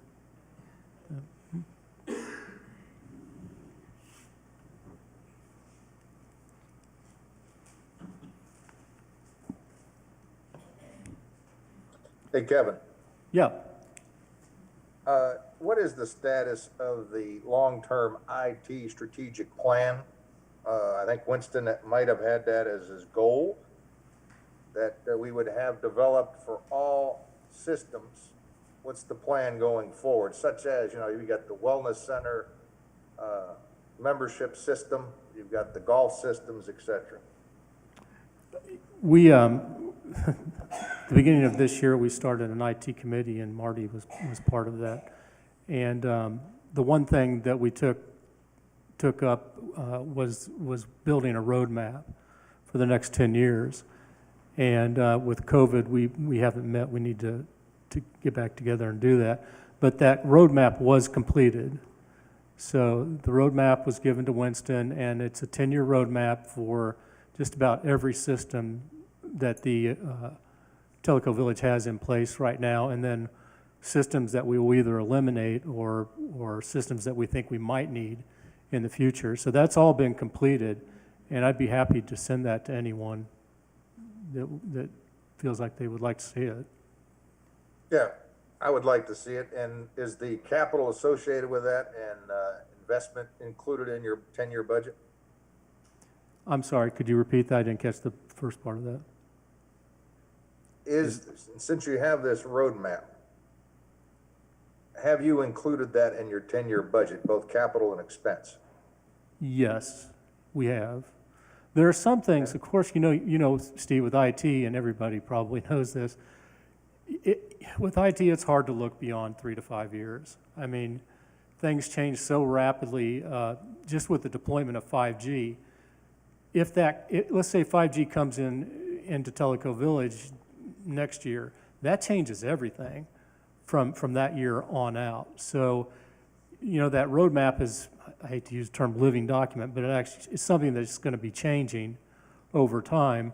But yes, I can say that what we had in the roadmap, at least for the first 3 to 5 years, is reflected in our capital for the next 3 to 5 years.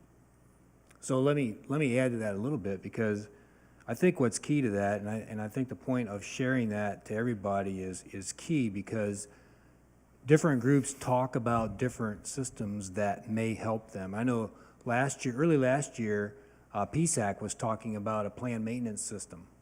I don't believe that anything like that is in the current IT strategic plan, but we need to be made aware of those.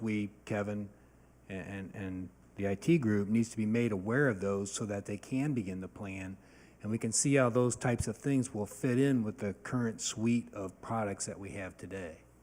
So I think that was the key part of why we wanted to do this strategic plan in the first place. Yeah, that's a very good point. We can't be at every committee meeting or know of every possible software solution that people are looking at, but we'd love to, so we can include it in our roadmap.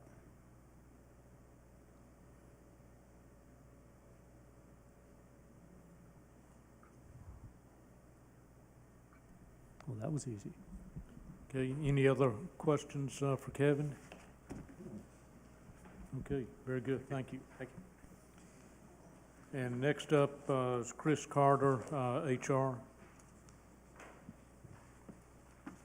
Good morning. My budget, or the HR budget, is staying basically the same, and that's due to COVID. COVID's put a damper on training and employee events this year. We have had one, but it has put a damper on it. Oh, okay, sorry, had no clue. Which one? Okay.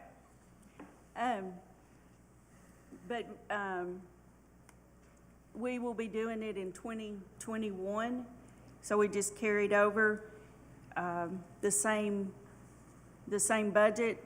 What we will be doing in 21 is smaller groups It'll be the training and the recognition and the programs that we have. We'll just have to do them in smaller groups. This year, we did not get together and do anything for our wellness program, which we had in the past.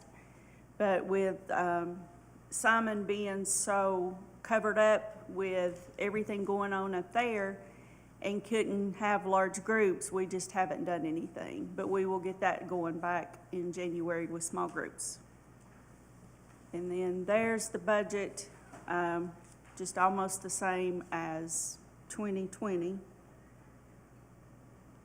We have employee functions and recognitions, $12,000. The wellness program, we've budgeted about $4,600 for that. We want to get that going better than we have. We have a group that does participate, and we're trying to reach out to the ones that don't and bring them in, because the more healthier we are, of course, that helps our medical insurance and our employees from taking time off. We have some safety training and first aid kit supplies that we replace for all of our buildings, our golf courses, public works building. Advertising is very expensive right now, and we've had so many openings. It's a large amount compared to what it used to be. It's just different. And then you have the other staffing expense and just general stuff. And then the training, of course, Kevin's IT training is in here, and then there's other training needs. The golf courses, the superintendents, they do annual training. And then there's several other employees that will be doing more training in 21 than happened in 20. Anybody have any questions? Yeah, Chris, I don't think you can answer this. I'm going to pose this to Parker. Parker, as you're building this budget up, what kind of assumptions are you making for benefits costs for next year? Yeah, that's a loose end that we're going to have to nail down. The problem with that is we don't have any quotes, don't have even any estimates for medical cost trends for next year. That will be coming, though, between now and the end of the budget cycle. So that's one we are going to have to update. Yeah, I certainly don't want to lose sight of that. Yes, no, absolutely not. I have started that process with filling out all the applications to the different insurance companies. So I do know that they have, and I've sent the census in, so they are working on it. Yeah, that's been just such a difficult number to hit, and it's been impossible to hit it early on. But as we move up into late October and into November, and I realize that's right before, the deadline when the budget's approved, but that's kind of the way the cycle works. And anything short of that is really just a shot in the dark. Anything else? Thank you. Okay, thank you, Chris. And next up is Beth Kaburka and Telica Village Broadcasting.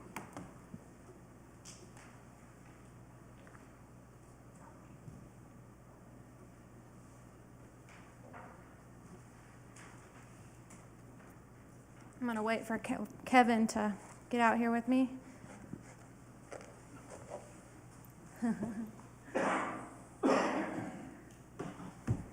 All right. So today we are presenting Telica Village Broadcasting budget for next year. As we go into this, it's mostly about TVB, but also about just a consolidated look at the communications efforts. And this is all in response to the board goal for communications and marketing, which was to enhance and expand communication strategies, including communication platforms and distribution, as well as live streaming board meetings and other events, expand internal, external marketing to include village events, products, and services, facilitate synergetic marketing campaigns, and celebrate staff, volunteer, departments, and community achievements, design and implement a public relations strategy to build awareness, increase community exposure, increase property owner satisfaction, cultivate a positive community culture, and enhance the image of Telica Village. Phew, that's a lot. So how are we going to do that? This is a snapshot mostly of, like I said, the TVB side of things. So I know this is kind of hard to see. It's a little bit of an eyesore. Most of the budget is the same as far as the operations of TVB. We have costs that are pretty much consistent month to month, internet, we had phones for a while, hosting, those type of things. The real big increase that you see on the sheet is in equipment, the equipment and maintenance of what we have and what we need to replace this year. It's been many years since a lot of this stuff has been replaced, or just due to technology, like Kevin had just said, IT, technology, thing is constantly changing and products don't all talk together. So we're having to replace some of that. And then towards the bottom, one of the biggest is the studio refurbish. Telica Village Broadcasting has been above the fire hall since 1994, I believe Jeff said. So that's, 26 years-ish? And it's never been refurbished since then. So the carpet is very wrinkled and coming up, which is a tripping hazard, and you can't roll cameras.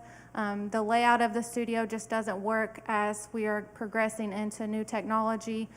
So a lot of that refurbish is just to redo something that's quite old, has not been touched since the beginning. And then a new lighting system.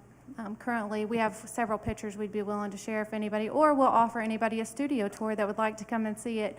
But the system and the lights we're using now worked as a crutch, but they're not a long-term solution for the space. And then another capital is the server. The complete server system is going to have to be completely replaced. And I'm going to go into a little more detail on that in future slides. A little history on the broadcasting.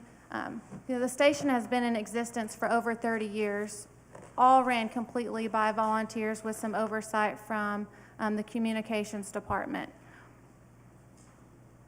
This is Kevin Kurtz. He is the new station manager. He just joined us recently, and he is a breath of fresh air. He knows a lot about everything, so he's been great. Yesterday with our technical issue with Steve and Bob, he walked me through it on the phone and we were able to get it fixed. So he's quite knowledgeable, and he's been tremendously helpful in what we need to do moving forward for TVB. And you can see some of the history. We started in 2011. We updated with the county, and that system has kind of ran its course. We went to Cablecast, which is what we have now, and the current server is 7 years old, and Stephen in IT and Kevin have helped us tremendously keep that on board, and it's only by the saving grace that it has lasted throughout this year. It's on its last leg and has to be replaced. It's almost to the point of failing. For the studio equipment, I'm not going to read all the details. This is just to give you a snapshot of some of the items that need to be replaced or purchased. We've never had one being like a prompter. No one's ever had that, so people are using handheld papers all the time when we're recording them, and you hear it and it's distracting. So if we had a teleprompter, it would make it just more professional, and that's what we're trying to get TVB to, a professional level of broadcast and videos and things that we need for marketing and PR moving forward. So that's nothing outrageous, just normal tools and trades. The new lighting system is about $8,700, and that's pretty much replacing all of the studio lights that we have in there now. This is a clamp system that we're using. They're very hot. You can't mute them, you can't change them. It's pretty much you get what you get, and you try to correct the lighting using the camera system, which is not the most professional thing to be doing. Like I mentioned before, we're going to be replacing the carpet, moving and adding some temporary walls, basically taking the production side and putting it into another room, which I'll show you in just a second. And then we're going to be creating 3 different sets in that one room. So right now, if you were to go in the station or you've been on there, it's the same look and feel. Everybody's behind the table. And we would like to change that. Certain broadcasts deserve different settings. Some are more casual, so that would be included in this cost. here is the layout, the floor plan of the studio, and you can see the arrows on where we'll be moving stuff. We'll be adding a window, pretty similar to what we have back here at the Yacht Club, creating a little studio room on the editing side, moving the rack for the servers to get them out of the middle of the room. So they're all condensed into one tower, I believe is the technical term.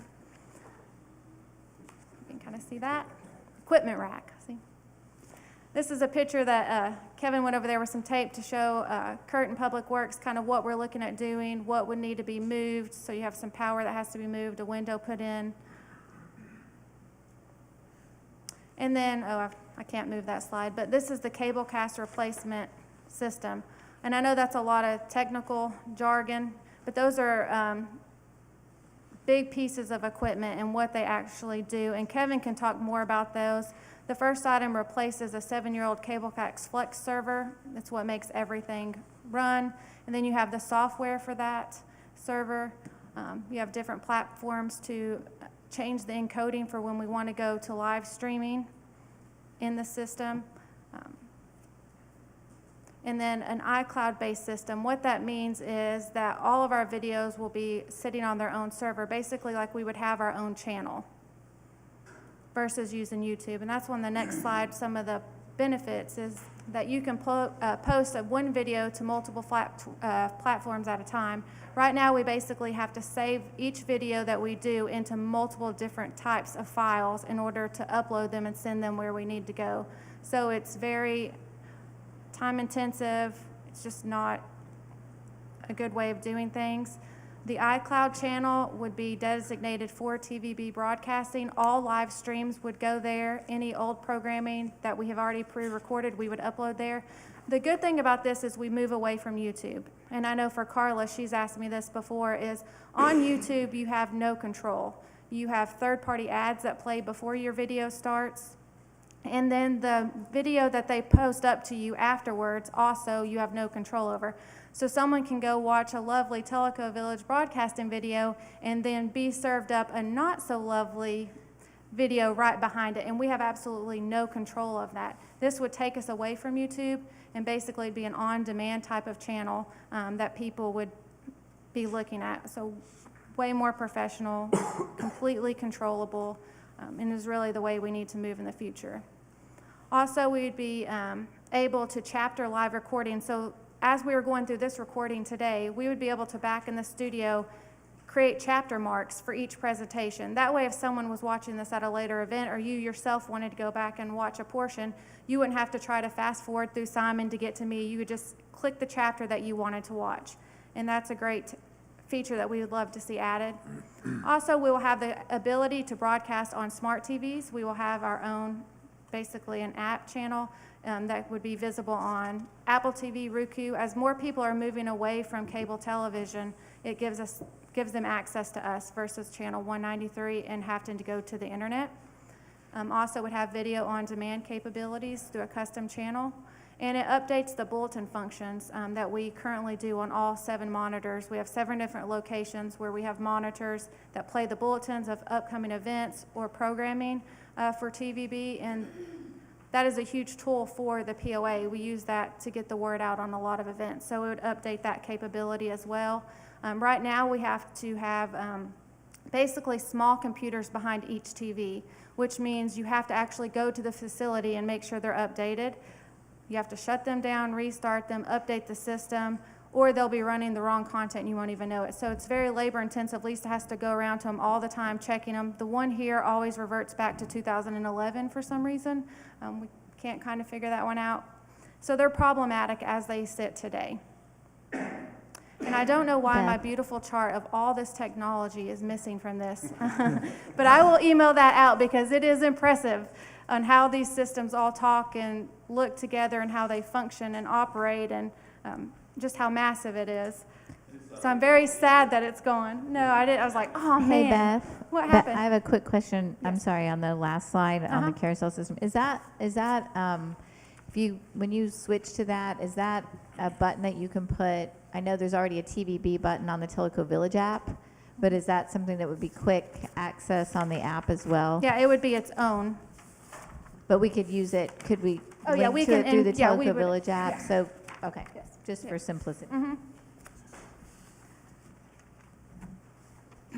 And then just some wrap-up justification.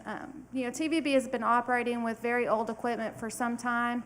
Over the years, we've replaced parts and pieces, but we're getting to the point where they don't all work together. Certain plugs don't work on other things. It's just not compatible anymore.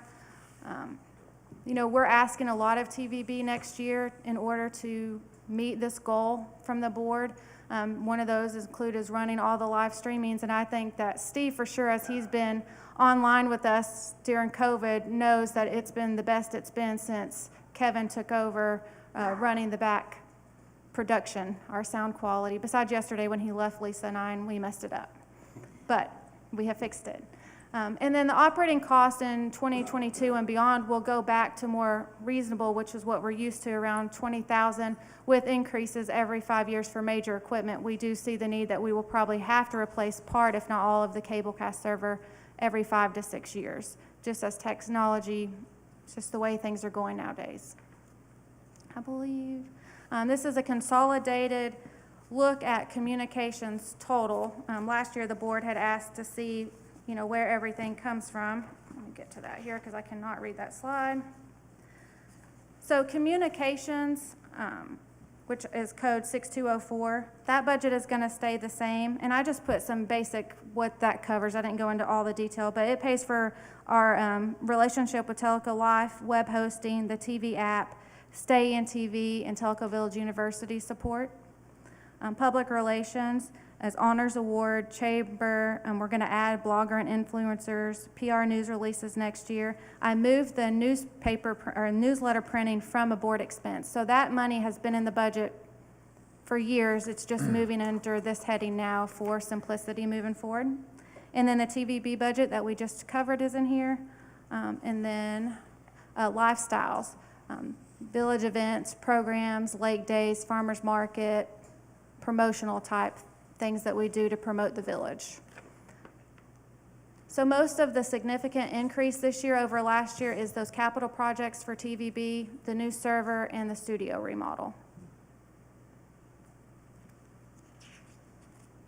And now if you have questions for Kevin, I will let you ask those. I have a question about that slide. Wait, this one? Yeah. Just tell me how much that 46,000 was moved to the board expense. It was $26,000 for the newsletter printing.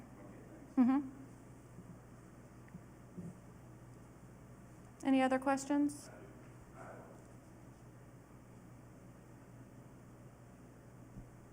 We offset some of our marketing costs with. It's on.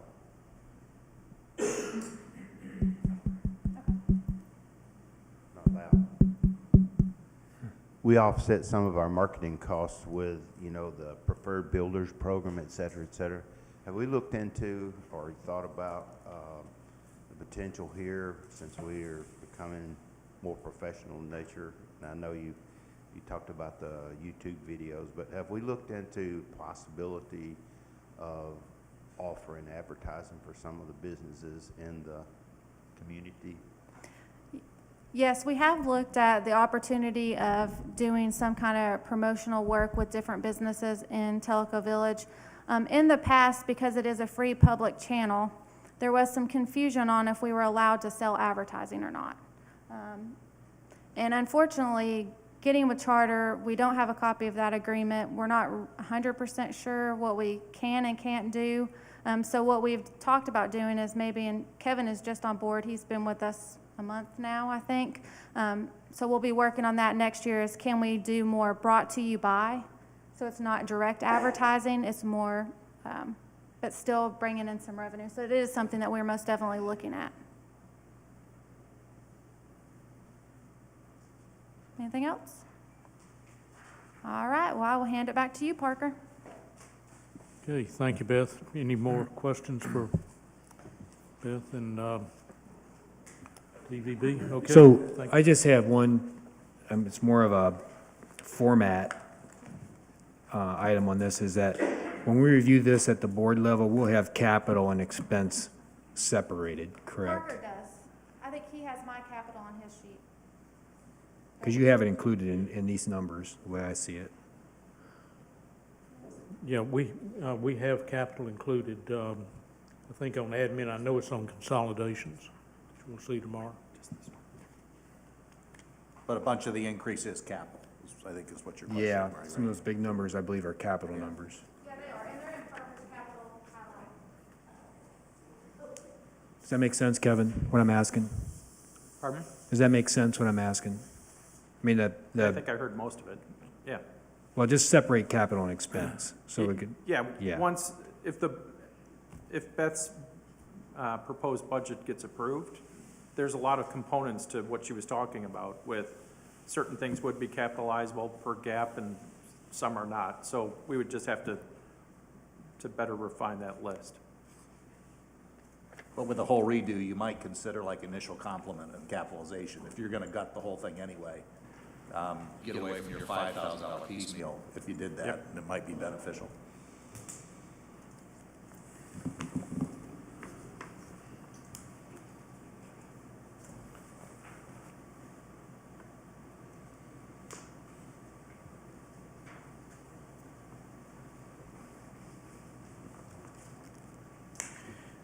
Okay, we're moving on now into,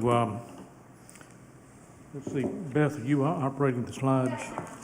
Kevin, okay, great, thank you.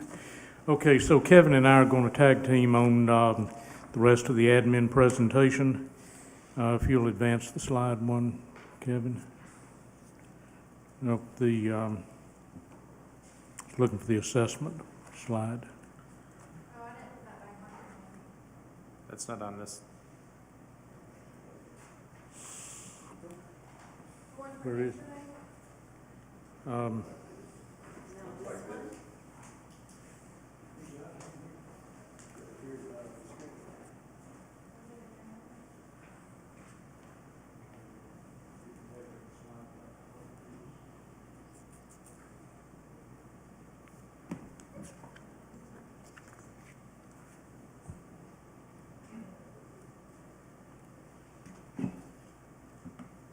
Okay, we'll just go back to the title slide for now.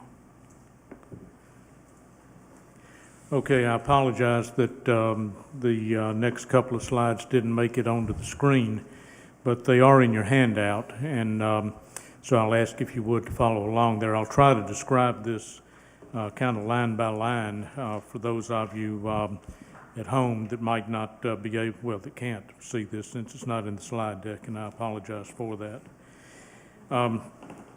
Fully 1/2 of the total revenue of TVPOA comes from assessments.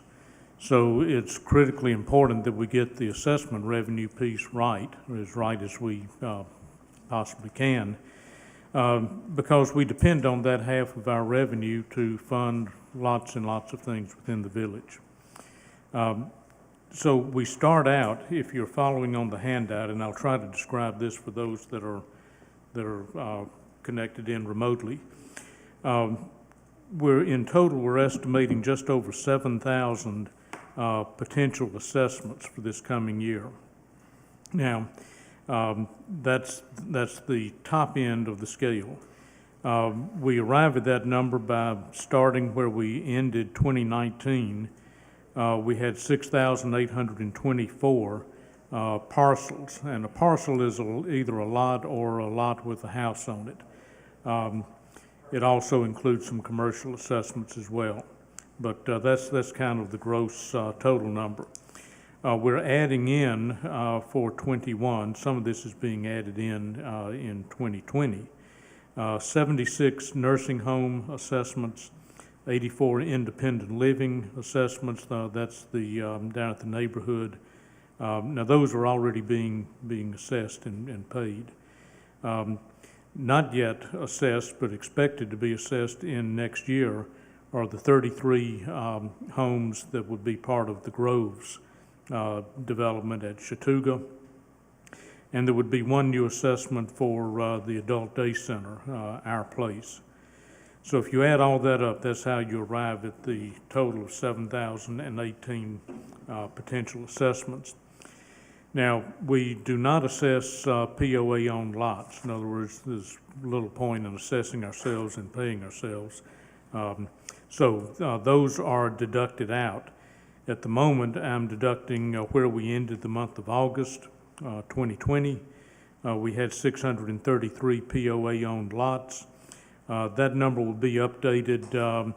The final run will probably update through the end of October. So that, deducting that out, leaves the net assessments beginning in January of 21, 6,385 assessments.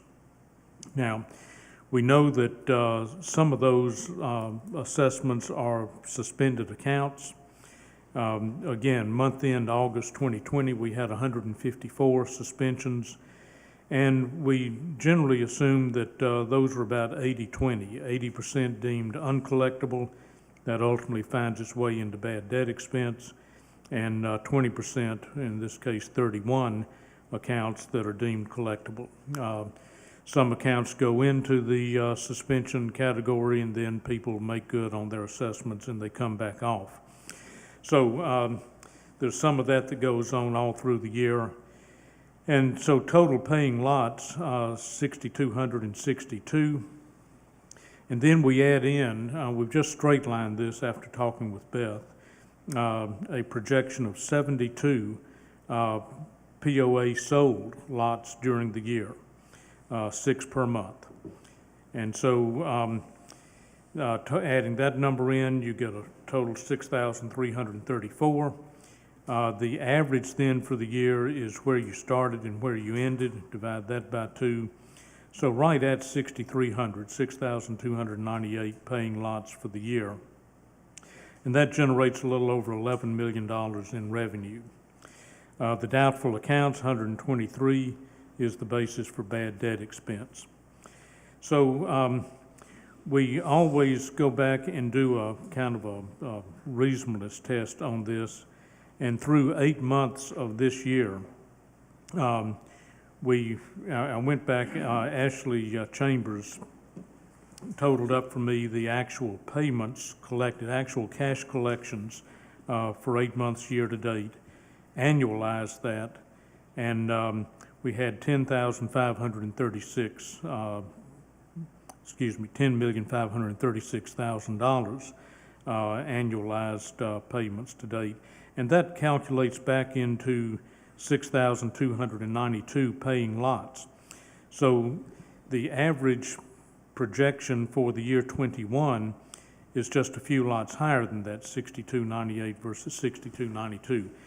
Again, I go through this is maybe more detailed than you care for, but it's just to provide a reasonableness check on actual cash collections versus our projections into next year.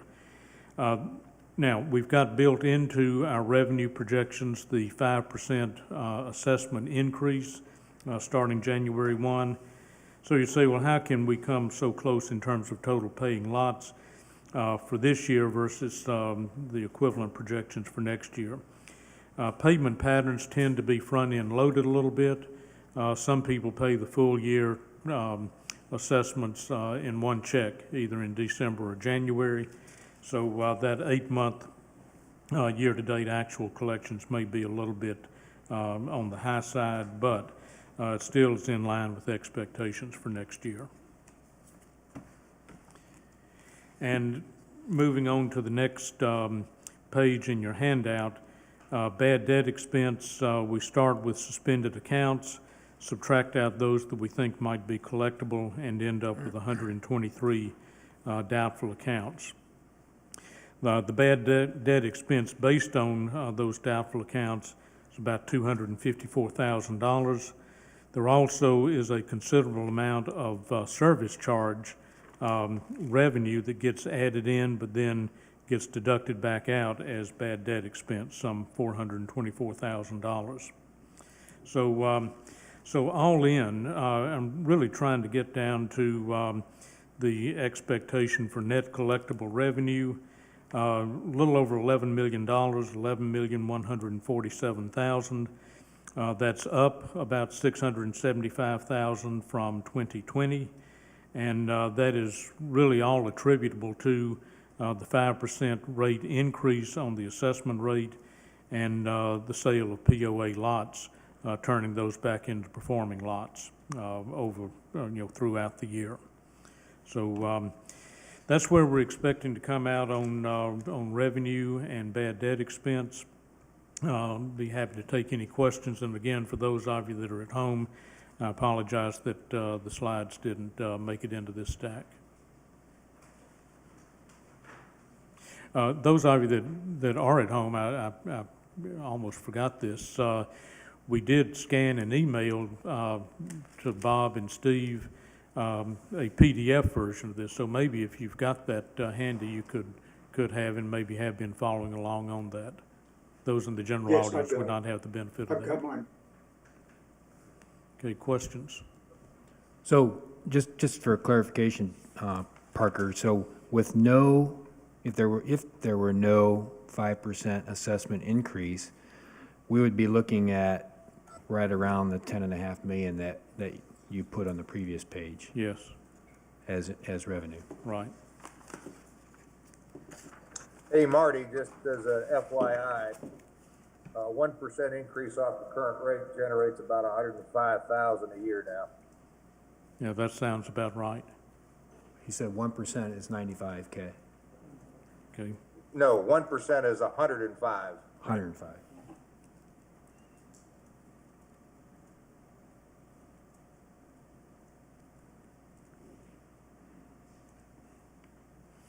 Okay, other questions or comments?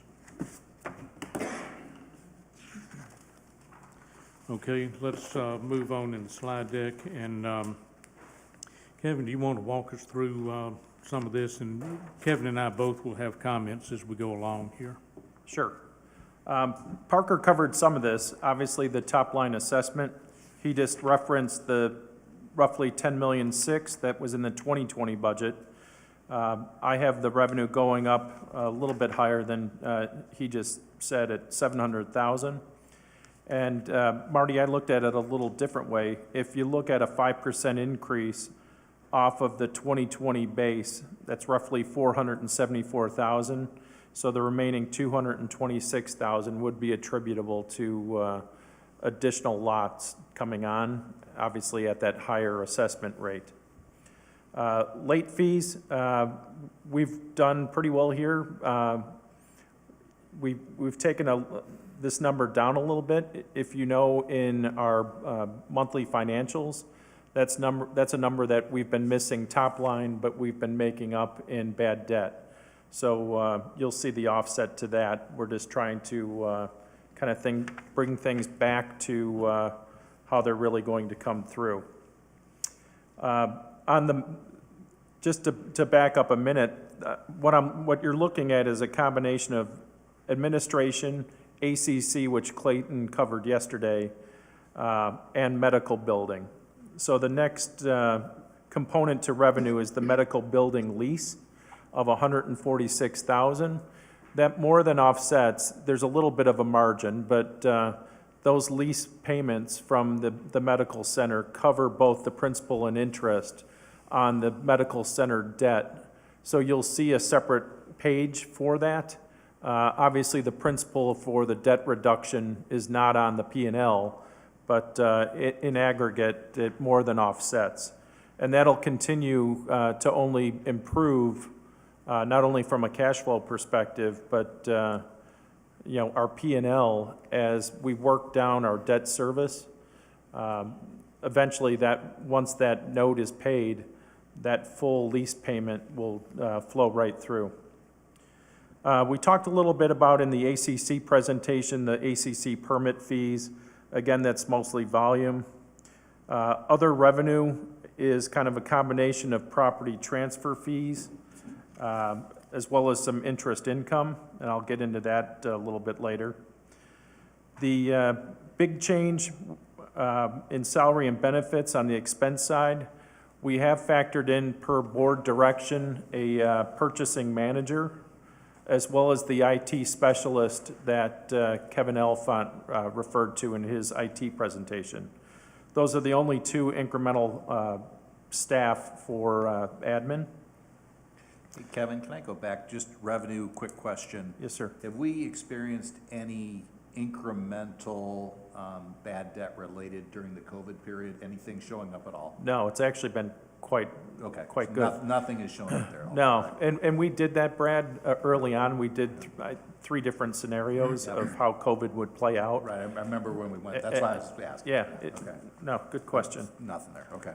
On the bad debt side, Parker covered that in pretty detail about how we derive at the 678,000. Again, not a lot of degradation there from a collections perspective. We do have 122,000 for collection expense related to Kennerly. We use Kennerly law firm not only for Kevin Stevens' work, but also to assist us in kind of what I call level 2 collection efforts, where we don't just send a done letter, we'll actually try to go after some of the collections. So that'll stay flat year over year, and we don't anticipate that to escalate with any decline in folks' credit or payments. On the utility expense, the other big increase, that is mostly the fiber optic cost that Kevin Alfon again referred to. Depreciation is relatively minor for admin, so that's flat. And the other expense increase is obviously like it's a bunch of kind of a host of different things. A major increase in there is software expense. I referenced Concur software. That's about $36,000 a year. That's flowing through there, and a bunch of minor increases. So any questions overall? So we're roughly 394 different, from prior year. On a more detailed trend here, you'll see, again, obviously assessment revenue going up. You'll see interest income is in there at about 46,000. Service charge income, again, that's based off of the late fees on the assessments. So on the projection that Parker walked you through with delinquent accounts, we're still anticipating a 1.5% late fee on delinquent assessments. Beth talked about her marketing program revenue being relatively flat year over year. The admin service fees, or what we call property transfer fees, again, we're anticipating about 400 transfers for the year at $200 per. Again, this is one that we've been exceeding quite a bit in actuals. So if we do have any opportunity to, if we need to take this up a little bit, I think there's probably some room in that property transfer fee. I talked about the lease revenue on the medical building, and Clayton talked about the permit activity yesterday. On the wage increase, that's all being driven really by both a combination of the ACC staff, which Clayton presented yesterday. So that is 4 FTE coming through there, 3 of which were the codes, I'll call them inspectors, and 1 admin. There is the purchasing manager and the IT specialist. Going on down the line, that's pretty much all kind of smaller numbers. On a 10-year, again, obviously for assessment purposes, which is the kind of main thing to focus on, we've got, which is consistent with what was approved in the long-range plan in the 2020 budget, we've got a 5% projected assessment increase going through 2024, and then a 4% increase from 2025 thereafter, with the main goal being to replenish reserves.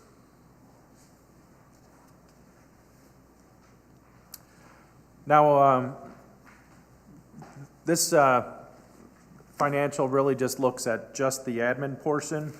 I talked about the assessment and late fees. The salary and benefits, again, that's just the purchasing and IT specialists. Legal and professional, Steve, I know you had talked about this before. It's mostly legal.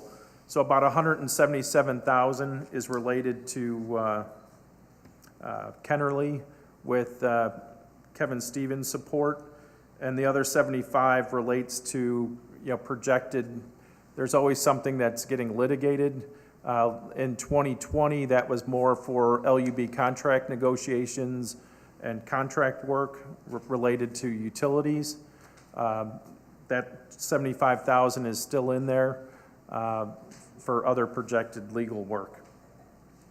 The utilities expense, that's all of Kevin Alphon's fiber cable. And then other, again, a big portion of that is Concur and some software expense. These other areas we talked about, I'll go through them quickly. You heard about all the ACC and code information from Clayton yesterday. And then here is the medical office building just from a P&L perspective. So again, 146,000 in expected lease payments being received, and a little bit of depreciation, basically flat since it's long-term assets. And down in other, there's 32,000 related to interest. And again, the principal side of that would be shown on the balance sheet as a reduction of debt. And for your interest, if you're so inclined, I've got the amortization schedule that we use in our budgeting of interest. So on the medical office, you'll see all the 2021, the beginning balance for the debt, and then the monthly payment, interest expense, and then principal payment.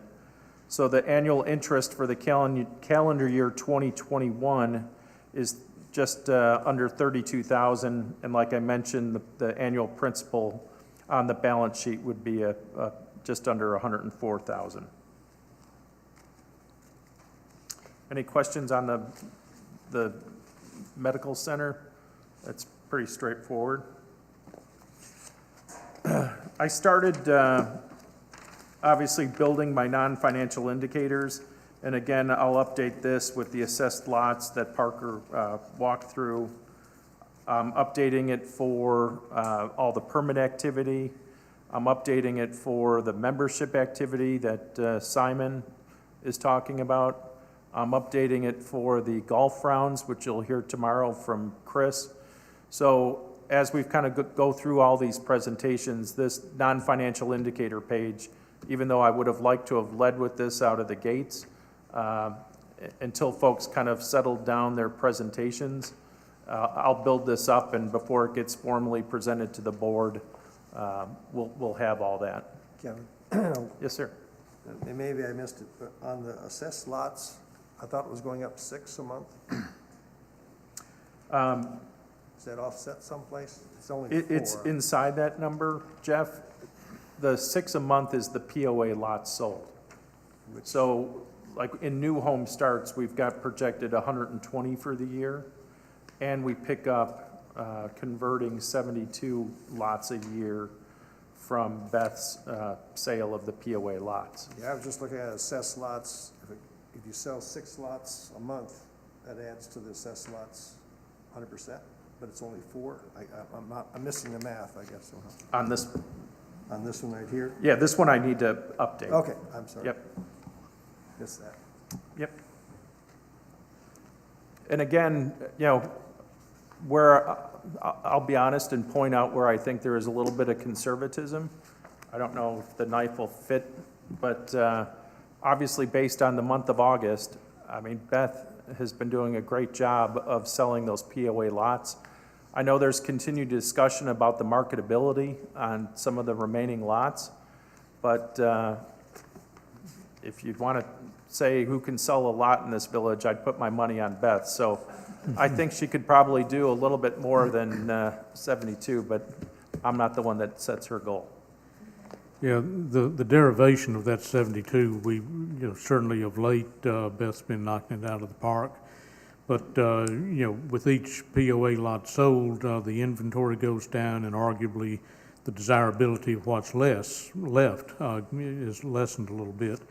So we look back at 4 years of history, not just recent, but the last 4 years, and including this year to date at the time we did it.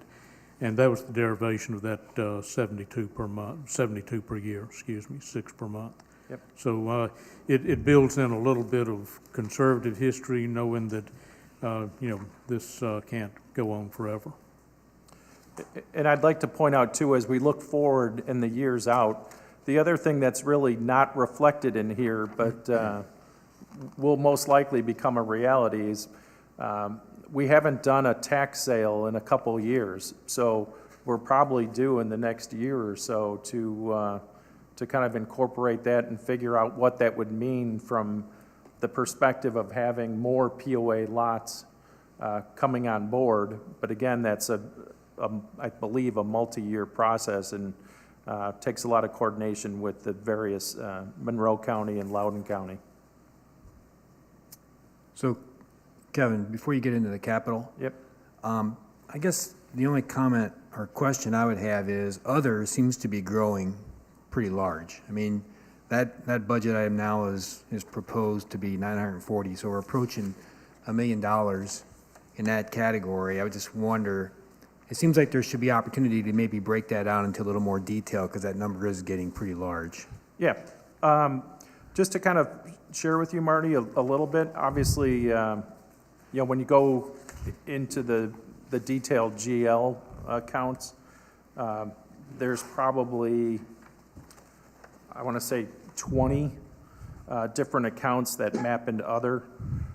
Computer services are one of them, accounting and payroll, some consulting, janitorial, printing expense, Beth's Telica Village broadcasting rolls in here, printing expense excluding newsletter.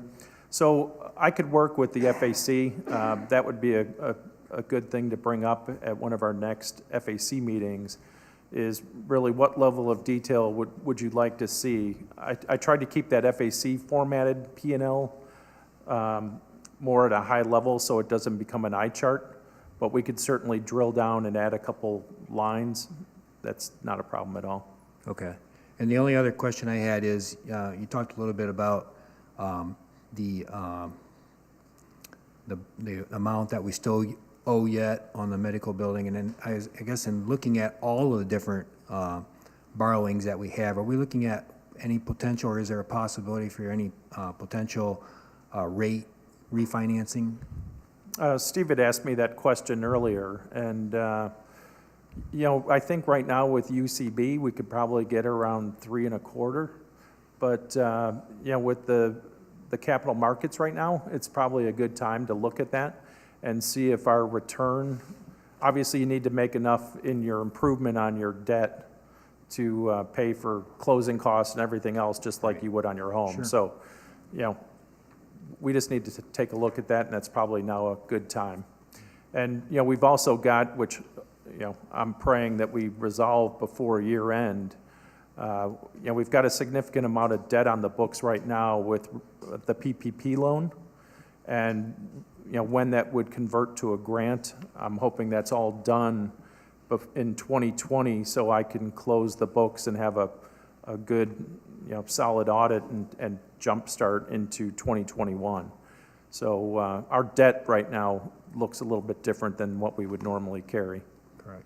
But like I think you were at the note burning, we're very debt adverse, which is, good in my book. But I'd like to get that one issue resolved this year. Hey, Kevin. Yes, sir. For the next time we review these budgets, I'm going to go back to the non-financial indicator assumptions, or the NFI assumption page. When I look at what you've shown for 2021 versus 2020 on the ACC fees or new home permits, it's flat on the chart you showed in the budget. When I go back to the current budget book on the NFI assumption page, shows that, number of home permits issued in 2020, budget we had 130, dropping to 120. So it appears you have changed the NFI assumption for number of home permits, when yesterday ACC said they had it dropping. So there needs to be a reconciliation and a republishing of your assumptions that are going into all these budgets. Yeah, I think it's basically redoing this NFI page, Steve. Yeah, to tie out to what's in the budgets, because I think Yep. what I saw yesterday, something doesn't jive. Yep. Thank you. I'm sorry, what was that? Thank you. I said thank okay. you. Not used to that. Okay. Okay, from a capital perspective, again, just for admin, Kevin Elefant, or Beth, I'm sorry, talked about the TVB studio remodel, as well as the Cablecast server system. Obviously, once we go through the detail of her build-out, if there's other portions of her proposal that need to go to capital, we'll move it there. Kevin Elefant did talk about the 2023-2024 plan to replace the accounting financial systems. If I had my druthers, I may move that up to 2021 or 2022, but we'll see how things work out. Kevin, does that totally replace the so-called IBM system that we have now? Yes, Encompass is the software package that flows through on the AS400 IBM server. So the goal would to be replace that with probably a mid-range, like Great Plains is what I'm very familiar with many times over. We don't have the scale to run like SAP. The software that we're in the process of implementing is a purchase order software, which would give us a lot of insight into questions like, well, how much are we spending at Office Max? Our general ledger is built off of vendors. So if you go off to Office Max, I lose visibility to really what you've purchased. So Concur, it's owned by SAP, but it integrates well with Great Plains, among other, more sophisticated general ledger packages. And we're working with a consultant to make sure that we can easily integrate it into our existing system today. So we're not wasting an effort building, some enhancements onto a general ledger that hopefully someday will leave. Thank you.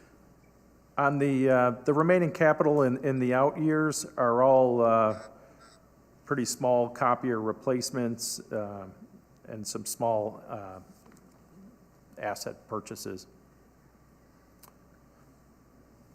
And with that, I think that is the end of admin. If there's any questions? Will we, in the next tomorrow or prior to the budget being submitted, see a balance sheet flux analysis and also a reserve account flux analysis? You will see reserve account analysis. P&L won't be able to do a full balance sheet, but we will. You'll have, in the consolidation, we'll have the P&L, the capital plan, and reserve statements. I don't know, Brad, if you were in the village, but last year Parker went through quite a long exercise creating a projected balance sheet for not only the current year, but also the projected. So our ability to create a balance sheet would take a little bit of work within the Excel model. I know I saw in the budget book when I first joined the committee that, we have this amazing cash growth taking place, which is, an assumption you have to make when you're trying to play across 10 years. I understand that. Right. Yep. But it's just year to year to see what was taking place, and, with the payoff as an example, frees up, I forget what it was, but a good chunk of cash every single month, coming back into the organization, and, how we look at some of those things, I think is helpful as we ponder all the pieces coming together. Yeah. And, as we kind of go through this process, Parker and I can work on, projected balance sheet, and obviously we look at cash flow. Yeah. So. Yeah, the big story coming out of any balance sheet projection is cash levels, both operating and reserves. Right. So we'll be able to deal with that, but, you know, the full balance sheet detail, it's just, our system's just not set up to generate that very readily. And at the end of the year, once we get audited financial statements so that we know kind of the jumping off point, that's when we prepare the balance sheet projections. Okay. And it's very tedious. So we just can't do that during budget season. Okay. But we will see reserve Yes, analysis, right? Okay. yes, absolutely. And Kevin, you may want to mention that the board set a target last year until we get better data on your reserve fund targets. We are shooting to get a $9 million reserve balance until, like I said, until we have a complete reserve fund study analysis. Okay.